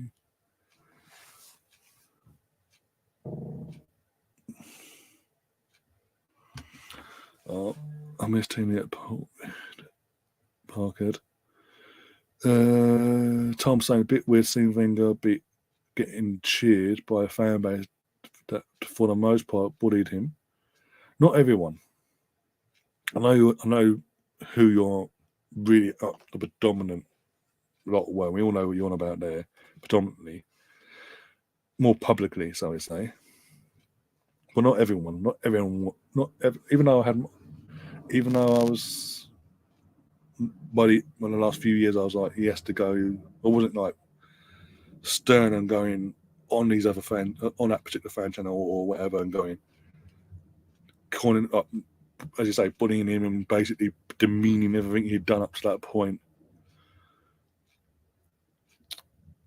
I was respectful, even though I thought Wenger's time had come. As far as I'm concerned, I was putting it across I was more respectful about it. But obviously, as we know, and there's others out there. I wasn't the only one. Obviously, there's others out there were more respectful about it and were more dignified about going about it. But there was that selection, so to say, that decided no, we're going to build a platform where we basically just hound out the greatest manager we've ever had at our disposal ever, and treat him like the dirt on our shoe, basically. But now he's gone. He's got again. Hi, Arsene. I know you weren't. I'm just saying. I just want to put it out there myself. Just yeah. But I'll just make it clear that I know who you're on about, basically, and putting it out there. From my point of view, even though I'd have believed he had to go, there's a way of doing it. Fucking Bobby was more interested in views by hassling him. disgraceful for what he'd done for Arsenal. I mean, what's more bizarre at the time was all that was happening on that channel, yeah, with Robbie and Troops and this, that, and the other. But then, literally, amongst all this, whilst Troops and all that are fucking like, on these fan cams, he's gotta go, he's a fucking clown, blood, and this, that, and the other, blood clot, and this, whatever. He's then running down the road after Arsene Wenger in his car, selfie. How can he be so just one, not even one side, it's just delusional, not delusional, what's the word? Disorientated from what you're saying one thing and then going, I love you, selfie. I know who you are.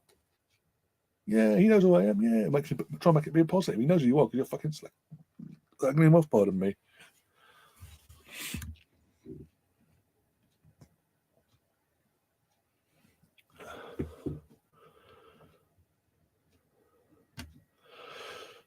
I used to enjoy ITV, but Bunny and the Arsenal wasn't on. And then obviously, there's other stuff, obviously, since Arsenal left, that how he's treated up certain other people, Claude, God rest his soul, how that all ended and went about things in the public eye and all that. I'm backing him 4 hours later.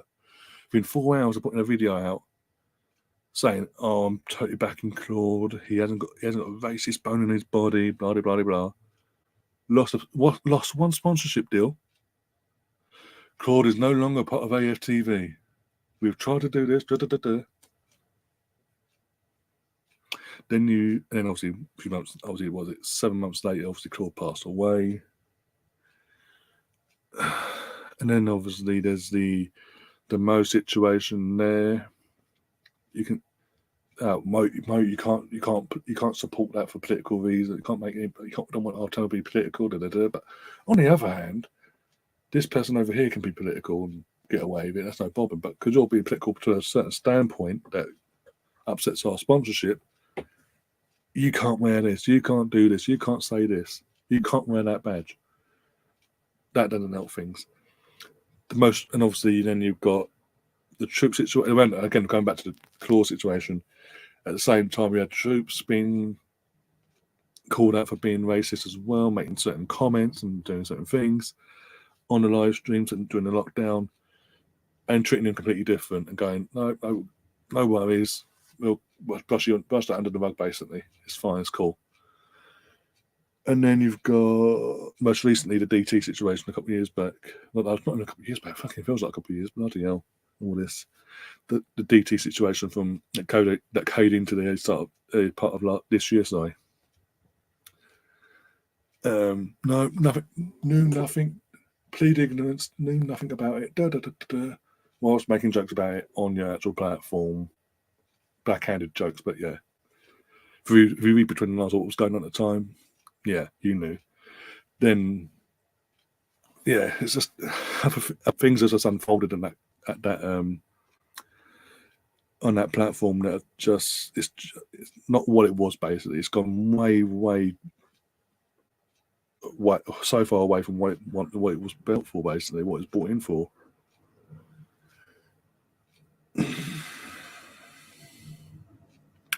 But it is what it is, and even though it is not their thing, they want to keep going in the model and do what they have to do. Leave them to it. So be it.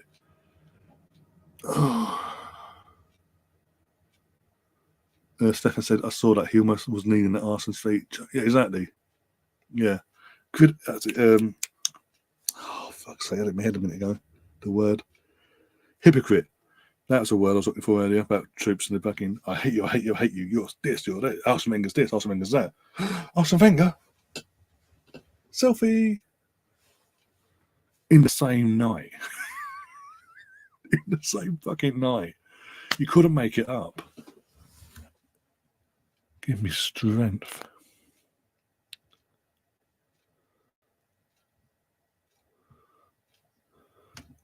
We've dragged on way too long, by the way. We've just after the full time we've just gone on, haven't we? Jesus Christ. We'll wrap this up. I said a half hour ago, I'll wrap this up, and then we just continued. Oh God, I must pull the life out of you guys sometimes. What they did to Claude was disgusting. Yeah, we touched on that. Yeah. As I say, imagine putting out a video, recording a video, uploading it, backing Claude, saying no, he ain't racist. He ain't got racist bone in his body. He's a great guy. I know him personally. Doing a space of 4 hours of posting that video, one of your sponsorships pull out.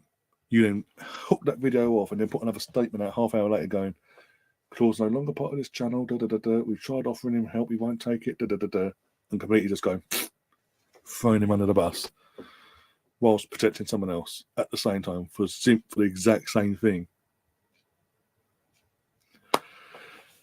And then other stuff's then come out since then with Mo and was mentioned with that DT and this, that, and the other. Now DT's back. I can't believe him. For sake. This year's been a mad one. In terms of obviously start of the year, no one knew until like 5-6 days after the Man City game on New Year's Day about the DT situation. It all came out, and then obviously he went down, and then out of nowhere he's out of prison because he's got his fucking one of his medical staff up the duff, so he's got out on early good behaviour, whatever. He has the audacity to come back and come back on YouTube after what he's done, and everyone knows what he's done. He's come back on YouTube and gone, I'm back, as doing his content. I'm competing with I'm competing. I'm up against a criminal, for fuck's sake, in terms of YouTube and putting, in terms of watchalongs, that sort of content out here on the platform. And the guy's going to get more views than me because of the controversial prick that he is for the wrong reasons. Oh dear. That's what I'm saying. That's bizarre. Obviously, like the Lee Gunners, we all have our opinions about Lee Gunner, and me and him have our different opinions on how things have been going about in the last few years since Arteta's coming and all that. But at least he ain't broke no fucking laws or fucking battered someone or done what the other one did, DT. Nowhere, as far as I'm aware, he's done nothing of that. So that I can't have a gut. All I can say is, in terms of not calling him out, but just say like what he does sometimes is a bit over the mark in terms of his content. In terms of being so ultra negative for the last few years, straight from the off. I know Arteta wasn't my first choice, but I tried. I got beyond the guy, obviously it fell off, and I'm back in love with it now. But he was straight from the off. No matter what, he's got to go. And it's just like, take a breather, relax, see what happens. You might be wrong. No, you know nothing about football, whatever. We sort of fed out over that. We haven't. And then, as far as I'm aware, he hasn't broken no laws here or in Spain, so I can't really complain about that. Just that we have different opinions on how we go about things and all that stuff. Troops is backed by a company now in the States, who majority of them apparently the Tottenham fans. But again, I can't complain. Again, broke no laws.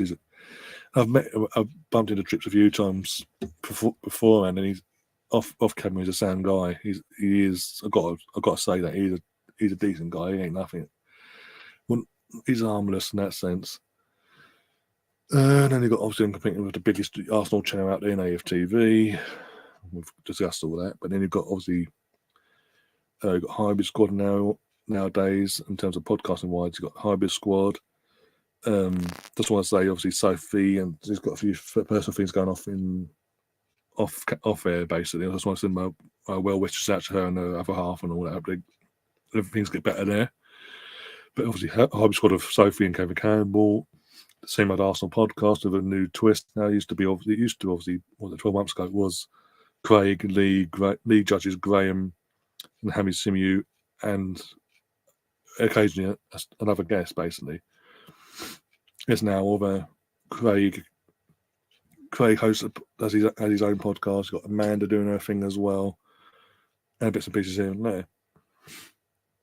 Got the Leeds Judges channel. Again, he's been on he's been on here a handful of times now. He's a top guy as well. Graham, need to get him on.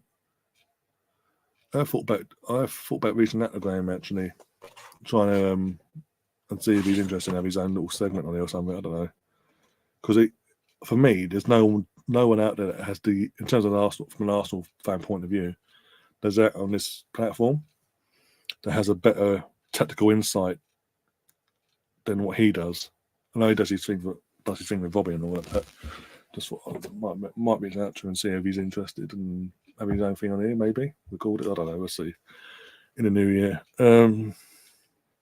But yeah, as much as I'm competing against a lot of wrong-uns on this platform, there's a lot of good people out there as well that outweigh the wrong-uns, basically. Oh dear. We've gone on so long, by the way. Gary's popped in. Jesus Christ.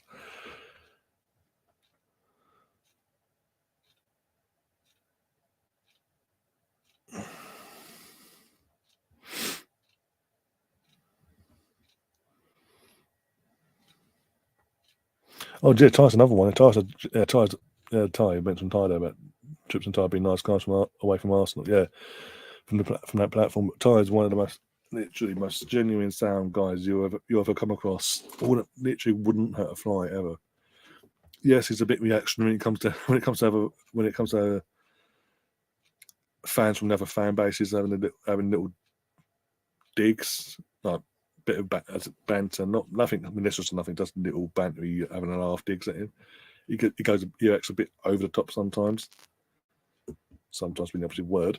No, but yeah, he wouldn't hurt a fly. He's an absolute sound guy. I've met again before AFC even came about. I bumped into him a few times around the Emirates on members' days and things like that.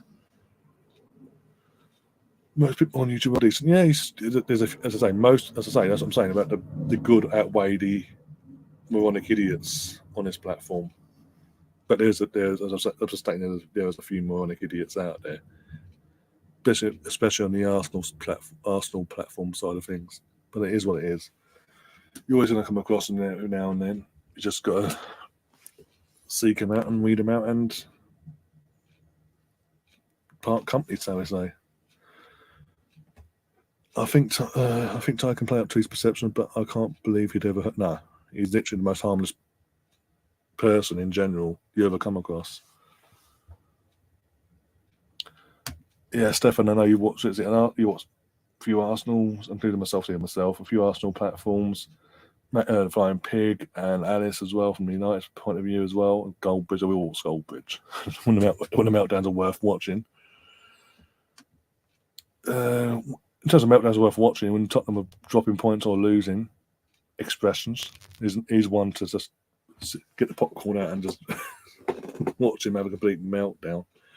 The second I considered, what the fuck, so and so out, literal. But expressions, he's ain't been in charge of one game. I don't care. Get the prick out. But yeah, I've rambled on now for like 45 minutes long, and we after the full-time whistle, how long it's been now. I do need to get some rest. It's now 11 o'clock in the UK. It's gone 11. I think now we'll be back on Saturday, 5 o'clock, with myself, Gary, and Liam for the New Year's Eve watch-along of Arsenal away to Brighton. Knowing the win gives us the 5-point gap, the 5-point buffer going into the new year, going into Newcastle, gives us a tad bit of breathing space. And obviously, with other results going away along the way, we could have a bit more going into January as January goes into the swing of things. But yeah, I'll take it bad by a game. I keep saying it. Aside from that, after that, Monday night as well, as I say, the Who Am I quiz that's been put in place. We're just getting the panel lined up to take place for that on Monday night, 7 o'clock UK time. Under me. Yeah, thanks to everyone in the chat. Obviously, Stefan, Tom, Bungle, Gary's popped in briefly. All the usual faces, the Arsenal Misfit, etc. Thanks for coming along, keeping me company, and keeping me sane, and what even taking part in that sort of football discussion during and obviously way after the game, and only obviously having little chats about Alice in Chains and Aerosmith and other bands you're all into, and etc. But yeah, I'll see you on the other side, and as always, no matter what happens tonight, as always, up the Arsenal. Come on, you Gunners.